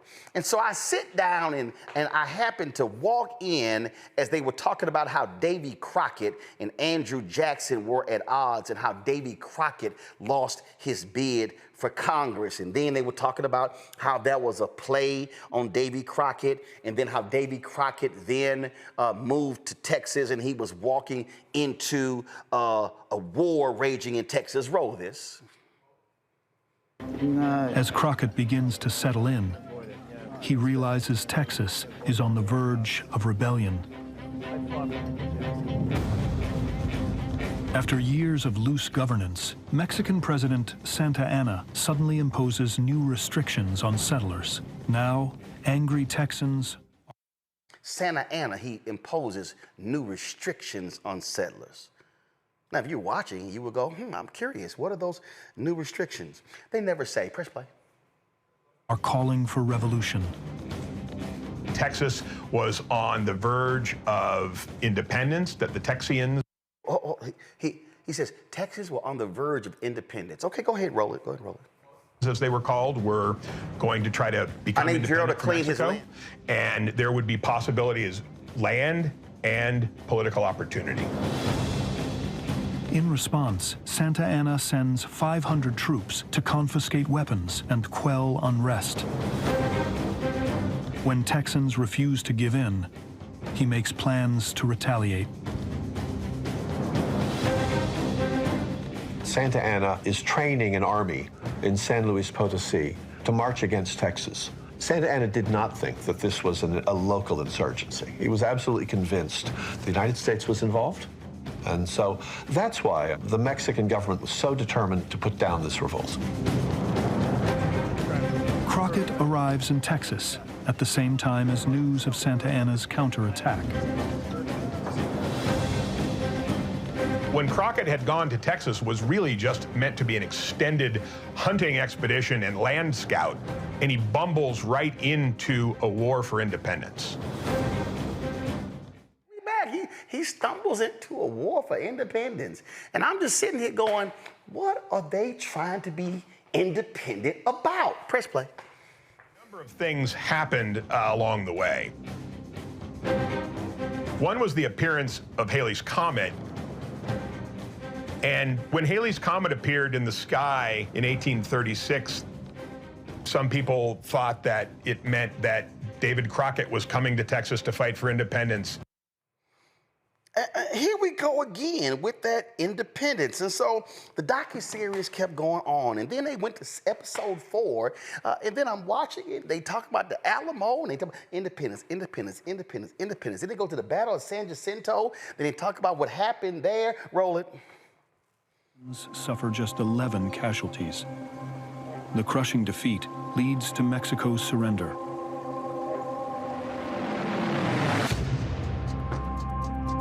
And Texas finally wins independence. Here we go right there. Texas finally wins independence. What in the hell is Texas trying to be independent for? I still haven't answered. Roll it.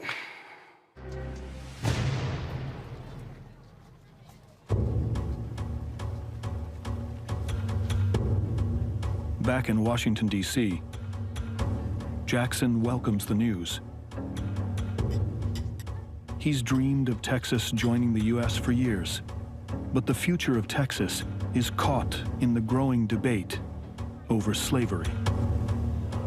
Congress wasn't willing to go along with annexation because Texas would enter the Union with slavery. And Oh my God! We finally hear the word slavery. Press play. The addition of Texas would tip the balance in the Senate in favor of the pro-slavery side. The result of this was that Texas remained in this limbo for almost a decade. See, the problem is, I think I know what the problem is. See, the problem is, I am the reason them plantation owners couldn't stand reading Negroes. I think that's the real problem. The real problem is I'm one of them Negroes who can read. And so I'm sitting here watching this docuseries, and I'm cussing the whole time because I have this. I have this book. And I've discussed this book on my show. I had an interview with the author. Actually, I got 2 copies of this book. And I'm watching, and I'm like, Leonardo DiCaprio, you really want your name on some lying shit, fake ass stuff? Dr. Gerald Horn joins me right now, professor at the University of Houston, and the title of his book is called The Counter-Revolution of 1836, Texas Slavery in Jim Crow and the Roots of U.S. Fascism. Book came about during COVID. It is a fascinating book. And I need y'all to understand something. Y'all see how thick this book is? I want y'all to see how thick this book is. I am a native Texan, born and raised in Houston, and every Texan is required to take 7th grade history. And that book is thicker than this book right here. And everything in this book was never in one of those history books I read growing up. Gerald, it pissed me off watching this series to listen to them go, independence, independence, independence. And not one time, Gerald, did they ever say what the hell they were trying to get away from Mexico for. Well, this is Trumpian history, to put it mildly. As you know more than most, when Texas seceded from Mexico and declared independence in 1836, a central reason was that Mexico, under a president of African descent, speaking of Vicente Guerrero, had moved to abolish slavery. And the slave owners in Texas, including those who led the revolt, and speaking of Sam Houston, Stephen F. Austin et al., rather than acquiesce to slavery, they decided to start an independent country, the Republic of Texas, which, interestingly enough, after it came into independence, began to challenge the United States for leading the African slave trade. The Lone Star flag of Texas could be found off the coast of Angola in Southwest Africa, off the coast of Brazil, the major market off the coast of Cuba. Of course, if you look at your map, you'll see there's a straight shot from Galveston, Texas, the major slave trading port, to Cuba. And so that is what Mr. DiCaprio and his comrades neglected to note. And Gerald, you lay out in the book, the reason they hated Mexico so much, because there was literally another country that was an abolitionist country bordering the fledgling United States of America. Well, more than that, when Mexico comes into independence, it also allies with revolutionary Haiti. Abolitionist Haiti, as you know, came into independence as the first Black republic in 1804 and instantaneously began to put pressure on the slave trading powers, including the United States. And then when Texas seceded from Mexico, Haiti had reason to then put pressure on Texas in league with Mexico. And that too outraged the enslavers of Texas because they thought this was mighty audacious for the Black rulers of Mexico and Haiti to be aligning. And then, of course, they were plotting, speaking of Mexico and Haiti, to invade Spanish-ruled Cuba and liberate the Africans there from enslavement. So they thought that the Mexicans and the Haitians had gotten too big for their britches, and that led to the secession from Mexico by Stephen F. Austin and Sam Houston and the so-called Texians. I am not one who believes that you or I have to be in every document, in every sort of thing. But I just found it interesting, Gerald, watching this, and I've seen many of these, and I'm like, wow, all of these historians you talk to, and none of them are Black, and you're having all of these people sharing their thoughts about Texas independence, and nobody utters slavery. Well, it's even worse because, as you know, the 2020 census showed that Texas has the largest Black population in the United States of America. And in fact, the Texas Black population has been in the vanguard of struggle, as you know more than most, for decades. And so it's a slap in the face of Roland Martin and other Black Houstonians to put this kind of tripe and trash on the airwaves. And it also has to be, and you're used to it, being a historian, it also has to be offensive that the History Channel, which really should be called the His Story Channel, is presenting these docuseries and offering them up as and this is for the generation of people that don't read, offering this up as somehow, no, this is the stuff you don't know about. So people watch this and they walk away from this and go, I never knew those things. So now what they are doing, which you talk about being Trumpian, they can't stand folks like you because really let's keep telling that white his story and keep advancing that. Douglas Blackman, Pulitzer Prize-winning author, a white journalist out of Atlanta. Douglas is a great guy. He was responding to my post because I put it on LinkedIn, which led to us booking you. He said, I haven't seen this series, but Roland Martin's anger and exasperation is dead on about how pop history and pop culture continue to, quote, teach millions of people versions of our history that are simply false, factually wrong, fabricated, empirically disproven. The most nauseating part is how these fictions and perversions of truth are now so often presented with the tools and forms of documentary film and published works that, quote, look authoritative and are effectively endorsed by legitimate networks and publishers we once might have trusted.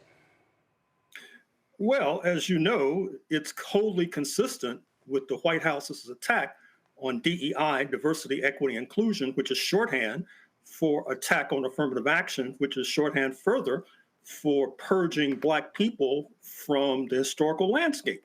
It's consistent with the attempts to smother the Smithsonian's National African American Museum in Washington, D.C. It's consistent with what's being debated at the state legislature in Austin as we speak. so-called SB 37, which if it comes into law, will lead to a routing of African American studies departments, Black studies departments, Africana studies departments. They're attempting to poison the minds of our youth to make them enlist willingly in the Trump crusade against Black people. And again, what happens with these networks, again, for the people who are not going to read your 400 or 500 pages, it's like, oh, I can sit here and I can now just get all of this stuff in one nice place, prepackaged, looks great, tells us, sounds convincing. And what it is it is promoting a flat out lie. It is not being fully accurate. It is what this series is doing. It is portraying these white men, these frontiersmen, the ones who were rugged, who were fighting these savages, those Indians, who were just trying to get a land, and they were just trying to live the American dream. Never use the word stolen, never use the word genocide as you properly use when you describe, even in your introduction, that it was genocide that was being committed against Native Americans. Indeed. I've studied United States history from the Atlantic to the Pacific. And I must say that when you look at the history of Texas, what leaps out at you is the fighting spirit and the militancy of the indigenous, particularly the Comanches. And what's remarkable is that approximately 200 years ago, they were ruling Texas. And today, it's difficult to find one person in Texas of Comanche descent. You would think that some might pose the question, what happened to the Comanches? What happened to the Apaches? What happened to these Native Americans who were ruling the plains not so long ago and now cannot be found?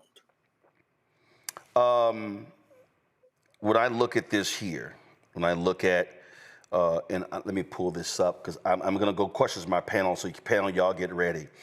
I am on imdb.com right now, and it lists the stars of the documentary. It lists all of the people involved, the writers, and I'm just sorry. I believe in naming and claiming it. John Ealer is a director. Johnny St. Hours is a director.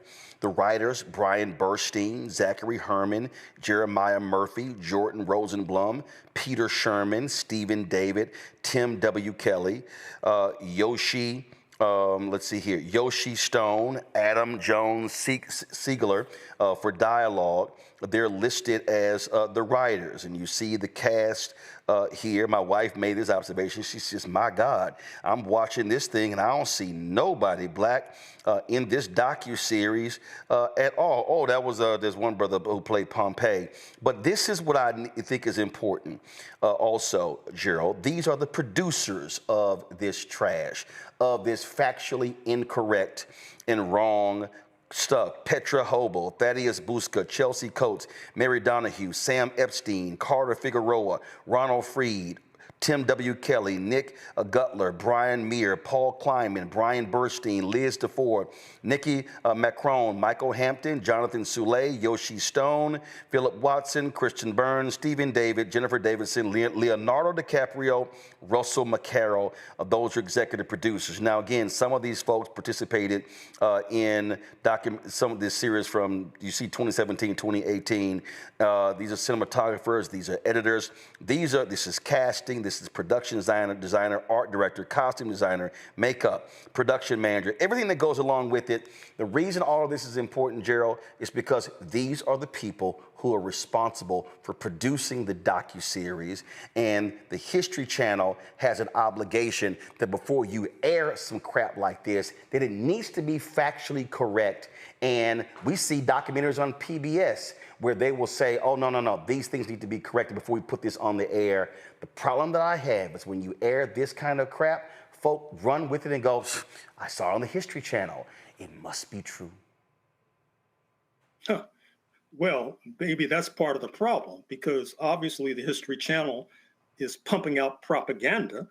And we should also ask ourselves, who are the major stockholders in the History Channel? who are the puppeteers, for example? You cited Mr. DiCaprio, but of course, he is getting a paycheck from someone higher on the food chain. And I think that it's highly appropriate for you to call these people out, just like I think it's even more appropriate for your audience to begin to ask these searching questions as to how this sort of propaganda, which ultimately is an expression of anti-Blackness, how it manages to worm its way into our living room. Well, the people who own it is A&E. Who owns A&E, go back to my iPad, is the Hearst Corporation. And A&E Global Media also is a joint venture of Hearst and the Walt Disney Company. So A&E falls under, the A&E Global Media falls under, the ownership is Hearst and the Walt Disney Company. And so the History Channel is one of the networks that fall underneath that. So the questions that we should be asking specifically, I say, definitely are to the producers and the writers and the researchers, because they're doing the docuseries. Then it is airing on the History Channel. So who are the execs in charge of that particular show? And now you go to the owners of the History Channel, which is A&E Global, and that is the Hearst Corporation and the Walt Disney Company. Questions from the panel. I'll start with Michael first. Hey, Gerald, good to see you again. Right on. All right. When we deal with this history, and I teach about Texas independence also, when we talk about the Texas Rangers starting about 1835, 1836, part of their duty was also capturing runaway slaves as well, okay? Can you talk some about that history also? And we know, I'm glad you mentioned Vicente Guerrero, the second president of Mexico, who was Afro-Latino, former slave, because he abolished slavery in Mexico in 1829. Well, it's interesting. The Texas Rangers, in many ways, were state-sponsored death squads. Not only were they capturing domestic terrorists. Exactly. They were hell on the indigenous population. Yes. And keep in mind as well that one of the reasons that the United States itself waged war against Mexico a few years later in 1846, walking away with California, which now bills itself as the fourth largest economy on planet Earth, is because Mexico refused to return runaway Africans who had crossed the border into Mexico, leading to major capital loss on the part of Texas enslavers. It's oftentimes discussed in this country about following the North Star to freedom, which is highly appropriate. That is to say, the Africans escaping north to Canada, but thousands of Africans were escaping south into Mexico. Correct. It leads to the war against Mexico, which leads to the denuding of a good deal of Mexican territory. Yeah. Let's go to Matt Manning, because he's out of Corpus Christi. Matt? So, Dr. Horn, I'm a lifelong Texan. I took that Texas history class a lot more recently than Roland, because I'm not as long in the tooth. But guess what? It's the same damn book. That shit ain't changed. Your ass had the same thick ass book. I'm sure Miss Swafford got that book from you when she taught it to me much more recently than you learned it. And I was shaking my head because Michael literally stole the question I was going to ask. But to just add some contour, I was going to ask Dr. Horn if you'd shed some light on how much what you've seen in terms of, your historical review, how much of that, reticence to return the capital loss was discussed at the time. Because obviously I never learned that in Texas history, but clearly that was one of the major impetus behind, their seeking to break away. So how much of that was actually being discussed in documents at the time, if you know? Well, the newspapers were full of these sorts of stories. Keep in mind as well that these so-called Texians were not above crossing the border into Mexico and snatching dark-skinned people who they thought could pass for an enslaved African, driving them kicking and screaming across the border to work as an enslaved person. This person might not have been a runaway. It might have been an Afro-Mexican, for example. So the Texians raised hell in Mexico, which is one of the reasons, if you talk to Mexicans today, at least those that are intelligent, they have a very negative evaluation of Texas generally, in the United States more broadly? Wanda. So I just want to talk a little bit actually about the production of the docuseries. As someone who has worked in the entertainment industry for years, I think the unfortunate part about this is that when you distribute a docuseries like this and you have certain names attached, there is a level of trust when it comes to distributing it. So having the name Leonardo DiCaprio attached to something like this, people may not unfortunately watch it ahead of time to fact check it. And that's just as you said, you know, Roland, with Black-led charter schools earlier in the program, there needs to be more of a push for Black-led produced history productions. So on that note, because we're such a media-driven society, I'm just wondering if you have any docuseries that you know of that are Black produced and researched that have been distributed that you would recommend for people to watch. Well, it just escaped me, but there is a joint Canadian Broadcasting, South African Broadcasting series on slavery in the United States. If you put those terms into a search engine, will probably emerge. And it presents a view of the United States, and indeed a view of 1776, that is altogether different from the kind of poppycock and balderdash and propaganda we're being fed, and will be fed in bountiful amounts coming in the run-up to 2026, the 250th anniversary of the birthday of the United States of America. I should also mention that the Hearst Corporation, which is at the top of the food chain in terms of this docuseries, also controls the Houston Chronicle, the major daily newspaper in this sizable city. In fact, the Houston Chronicle is actually the largest newspaper in the Southwest United States. Exactly. And so what that says to me is that they have less of an excuse to put out falsehoods because they're cited, or at least they have an organ, they have an arm of the corporation right there in the Lone Star State, right there in the state of Texas, in the city of Houston. I read the Houston Chronicle on a regular basis. And I know some of these people who are administering that newspaper, so they really have no excuse for making this sort of production. Is this what you're referring to, Gerald? I'm on the CBC's Canadian broadcast. This series called Enslaved? That's one, and there's another one too, starring the woman, if you can put this into the search. I will. The Williams sister's mother in that Will Smith vehicle. Angelou Ellis. Exactly. She's in this CBC South African Broadcasting production. I show it to my class. You mean, that actually aired on, you mean the Book of Negroes? There it is. Yeah, that actually aired on BET. BET actually aired that. It's called the Book of Negroes. Yes. Yes. I recommend it highly. It's an eye-opener. And once again, it's not financed by U.S. entities. It's financed by the Canadians and the South Africans. Yeah, that actually, what you're talking about aired in 2014. Pull the audio up, please. This is the trailer that Gerald is talking about. You gotta let go of that Africa thing. This your home now. We's all you got. Coming to CBC. We are not in the promised land. Not yet. I am Aminata Diallo. I seem to have trouble dying. By all accounts, I should not have lived this long. I have been across the big river, and now I am back. The Book of Negroes begins Wednesday, January 7th on CBC. That's what that is. And so I really, Gerald, I was just so irked when I saw that and knowing the true history and knowing that people will watch this and they will think that these people, it was just land, and those horrible Mexicans wouldn't just leave those Western settlers alone, and Davy Crockett and Sam Houston, they all were coming there because they were looking for a better life, leaving the places.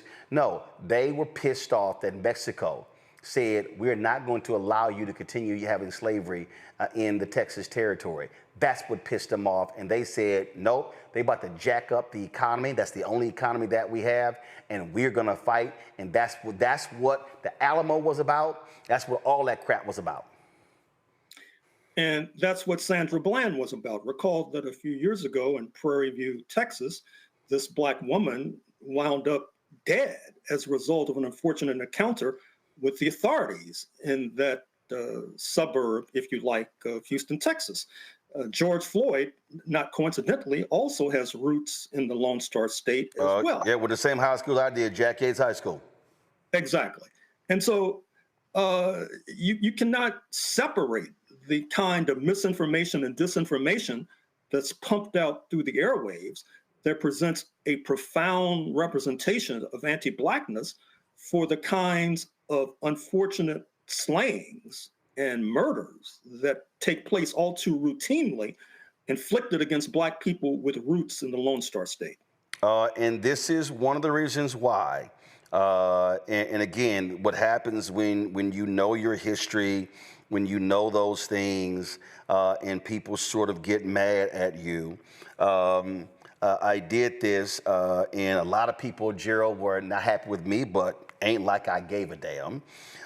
When Rick Perry was the governor of Texas, he felt that when Texas A&M joined the Southeastern Conference, that there needed to be something, some trophy or something that was awarded to whoever won the annual game between Texas A&M and the University of South Carolina. So then they settled upon something called the Bonham Trophy. And so this says, few have ever heard of this. And so this is the trophy right here. And you see the Bonham Trophy. Well, a couple of years ago, I was watching the game, and it was on ESPN. They were talking about, hey, where's this trophy? Who had it? Who has it? Where can we find it? Didn't quite understand it.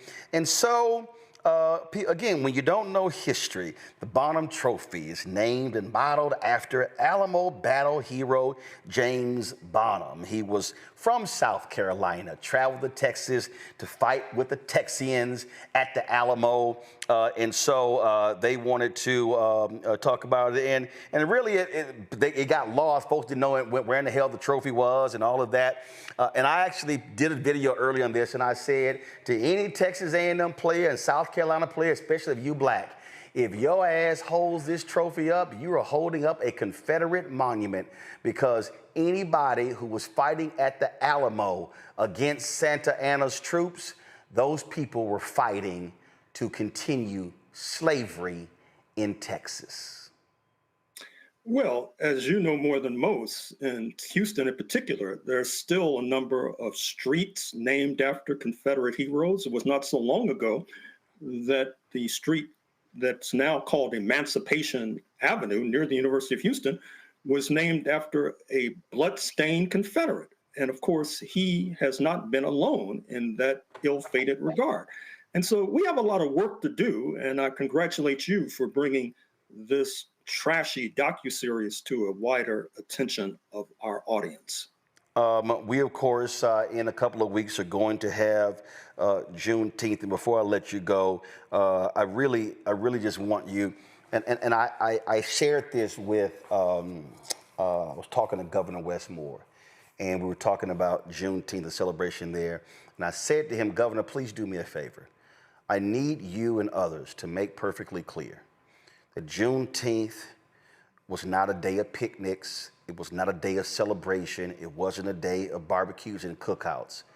That for Black people in Texas, where Juneteenth was founded, it was about freedom.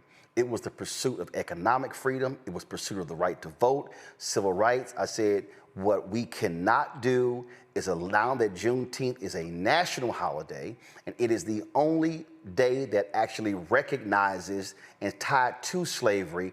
We cannot allow this to be bastardized and prostituted and turned into a day of partying and line dancing. There has to be a freedom component that tied with it.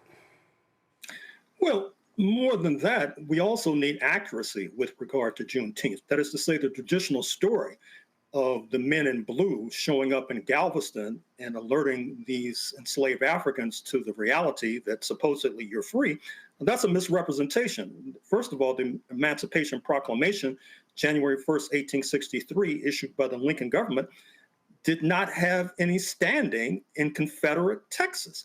Actually, what happens is that the men in blue of the U.S. Army are showing up in Galveston because the enslavers plan to extend slavery back into Mexico. Because recall, Cinco de Mayo, marked on May 5th every year, particularly by our Mexican-American brothers and sisters, the French had taken over Mexico and they were supporting the Confederates. And so the Confederates were going to make a jailbreak into Mexico, dragging, kicking, and screaming enslaved Africans alongside with them so that they could extend the life and legacy of slavery. But what happens with the men in blue showing up in Galveston, they were recruiting these black men as the Confederacy was collapsing, and they managed to join the men in blue, and then they, along with progressive and patriotic Mexicans, helped to strangle the French-based puppet regime. And interestingly enough, the French puppet leader, Maximilian, he was assassinated. He was killed. He was subjected to the death penalty on June 19th, 1867. And that is a further reason to mark Juneteenth, because June 19th, 1867, in many ways has more resonance and more profundity than June 19th, 1865, which is part of the traditional story. Last thing I want to do is this here, because as you were talking, you mentioned that documentary, the 6-part series out of Canada. I actually had the director of this movie. It came out during COVID, did not get much attention. It was about a group of black soldiers in Houston, Texas during Jim Crow who were sick and tired of sick and tired. It's called the 24th. A lot of people had no idea about this. And it was, folks, if y'all pull it up on YouTube, the interview that we did with the director, it was fascinating conversation about the making of this movie. And so, folks, if you're not aware of this, we're just going to play this trailer, then we're going to close this out. Men of the 24th Infantry. This is Texas. And we have a great opportunity here. Legacy, if proven worthy, will carry us all the way to the shores of France. Things are a little different down here in the South. I will expect you men to obey the racial code. Yes, sir. Get back with the others. Just go ahead and drive this machine. Officer Cross. This is a white man's world. Every man here has got a lit fuse. Jim Crow's the law. Respect it. What are we gonna do? The police brutalize us, sir. All we want is to be treated as soldiers. As military police, you are to ensure order of the men of the 24th Infantry only. Drop the knife. Back up! I was robbed of my honor. You get out of here before they take yours too. The general can get the 24th in the fight. He's never going to do that. What do we do, sir? William, I've done all I can do here. We have a problem. We're gonna take our country back. Law run this town. There's a militia on the way. Are they? Which way did they go?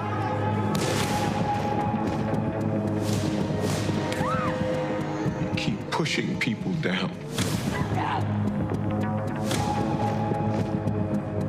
Sooner or later, they rise up. Fire! Can you identify any of the leaders of the mutiny?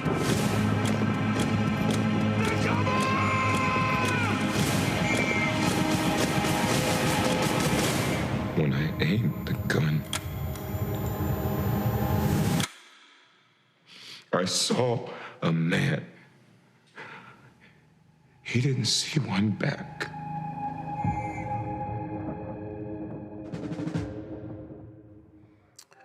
That was a black director, black writers, and again, our stories are important. Folks, it's always great to have Gerald. I can say this, I ain't got a problem saying it. I know, Michael, I know you had him on the show, but I think I probably have sold more Gerald Horn books than anybody else. Every time Gerald got a book, he's on the show. He's a prolific writer, an amazing historian, and so I ain't got no problem helping to put coins in Gerald's pockets. Y'all, I'm telling y'all, get this book. Because what Gerald does in here, because it's called the Counter-Revolution of 1836, Texas slavery and Jim Crow and the roots of U.S. fascism. And he connects, he's calling it the Counter-Revolution, 1836. He's connecting the American Revolution and the Texas Revolution and the Civil War and how all of these things are combined. And if you also, again, want to understand present day. See, this is why every year when Governor Greg Abbott and Lieutenant Governor Dan Patrick, they put on the social media, hey, it's Texas Independence Day. And I go, bullshit. This is Texas Continuing Slavery Day. And the reason I call that trophy out, I need black people to stop walking around and unknowingly celebrating Confederate history. And we have been indoctrinated with his story, and that's why that History Channel thing is trash. I have hit somebody in Hollywood who knows DiCaprio. I said, send this to him. I will absolutely send it to the folks at A&E, send it to the folks at Hearst in Disney. Matter of fact, I think Hearst, I think I know a sister who's an executive there, but we can't be silent when this trash is presented that distorts American history, because that's what these people want to do. They don't want Gerald Horne's books in libraries, in schools. They don't want other black authors because they want to continue to perpetuate the lie of American history. Gerald, final word. Well, once again, I take my hat off to you. I salute Roland Martin, Unfiltered. You're doing a bang-up job. I wish that you would issue an IPO, because I would certainly invest. Well, that's something that we are, trust me, moving towards. We're just methodically building the network, the shows that we're adding. Y'all, this book is called The Counter-Revolution of 1836. Go ahead and pull up Texas Slavery and Jim Crow and the Roots of U.S. Fascism. Absolutely fascinating history of this country. Dr. Gerald Horne, always great to see you, my brother. Right on. Good luck to you. Thank you very much. Let me thank my panel, Melinda. Let me thank Michael. Let me thank Matt. Again, y'all, you ain't getting this on other shows, folks. The mainstream media ain't even talking about this here. And so this is why we need black-owned platforms speaking to our story, speaking to our history, and presenting our stories in a way nobody else is doing so. And so that's why we want you to support what we do. Join our Bring the Funk fan club. We purposely do not charge a subscription fee. We do not have a Patreon. We have a Substack, but it's free. We're not trying to charge y'all for the content. We want you to be sharing this. We want you posting these clips. We want it widely available because too many of our people don't know. That's the reason why we do the show 5 days a week. I know we went overtime. I know Truth Talks was live at 8 o'clock, but this was so critically important because I need our folk to stop walking around, continue to present the bullshit that they have been feeding us when we truly have a true story. That's one of the reasons why somebody gave this to me. I have no idea who gave this Black Wall Street shirt to me. I have no idea, but it was been in my room for like a year. So I said, hell, I'm gonna wear it today. But this is a perfect example. There wasn't one Black Wall Street. There were numerous Black Wall Streets. And so they were burned down and then rebuilt as well. And so this is an opportunity for us. And we have to accept it. And I need everybody to watch it. What we're doing right now is no different than what Robert Abbott did with the Chicago Defenders. No different than what Frederick Douglass did with the North Stars. No different than what Ida B. Wells Barnett did with her newspaper. That was firebombed. That's why there's no copy of her paper. There's no copy in existence anywhere of her newspaper because it was firebombed. In fact, I can't even, look, you don't know the name. Just keep the camera right there. The name of her paper is called, and I have it on my wall, it's called the Memphis Free Speech and Headlight. I have a mural in my office that pays homage to Black-owned media, and that's on there. But the reason that name doesn't even roll off our tongue, because we don't even see it. So supporting this show allows us to be able to have the panelists that we have on, allows us to be able to hire staff. We got new interns starting. We got 3. How many we got in there? 3? 2 interns in there. We got 3 starting next week. And creating new opportunities. And so your support is critically important. This is the mural that I'm talking about. You see right there. That's actually in my office that we pay homage to the Black-owned media. My man Keenan did design that, and you've got all of those Black-owned media outlets on that wall. That is for a reason. That's what I look at every single day when I come into the office, because we have to be able to ask Freedom's Journal. We got that mural. You got that, show that too. We got a mural in another office, which is the nation's first black newspaper, Freedom's Journal. This paragraph was in the third paragraph of the front page of Freedom's Journal on March 16th, 1827. And it says, we wish to plead our own cause. Too long have others spoken for us. That is so important. That is so important to us because we are living in a world, we're living in a moment right now where, as that history, that lie of a history documentary shows us what happens when they lie, when they do not speak truth about what is going on in our country. And so we've got to be able to counter that. We got to be able to have the truth. We got to be able to speak the truth. And I was just saying, so I'm just going to show y'all. So go to my phone. So this is that mural that we have in this office. And you see it March 16th, 1827. And that quote is, we wish to plead our own cause. Too long have others spoken for us. And so this is a moment for us to be able to speak. Yep, that's Angela Davis. For us to be able to speak and do our own thing with Black-owned media. Support us via Cash App using the Stripe QR code. You see it right here, Stripe QR code with Cash App. Click the Cash App button to continue to contribute. If you want to make a check or money order, make it payable to Roland Martin Unfiltered. This supports all of the networks for banking purposes, but it supports all the shows on the Black Star Network. And so you can do that. Make it payable to Roland Martin Unfiltered. Send it to P.O. Box 57196, Washington, D.C. 20037 7-0196. PayPal is R Martin Unfiltered. Venmo, RM Unfiltered. Zelle, Roland at RolandSMartin.com. Roland at RolandMartinUnfiltered.com. Download the Black Star Network app. Apple phone, Android phone, Apple TV, Android TV, Roku, Amazon Fire TV, Xbox One, Samsung Smart TV. Set up a shot of those products on my desk. If you want to also get my book, White Fear, How the Browning of America is Making White Folks Lose Their Minds, at bookstores nationwide. This is where you can get it. Also, you can get the audio version that I read on Audible. Folks, we've got Black-owned products on our site called Shop. BlackStarNetwork.com, our marketplace segment, shop BlackStarNetwork.com. We had Kavan Foods on the other day. They sent their products to us. We appreciate that. You see some of those products right here.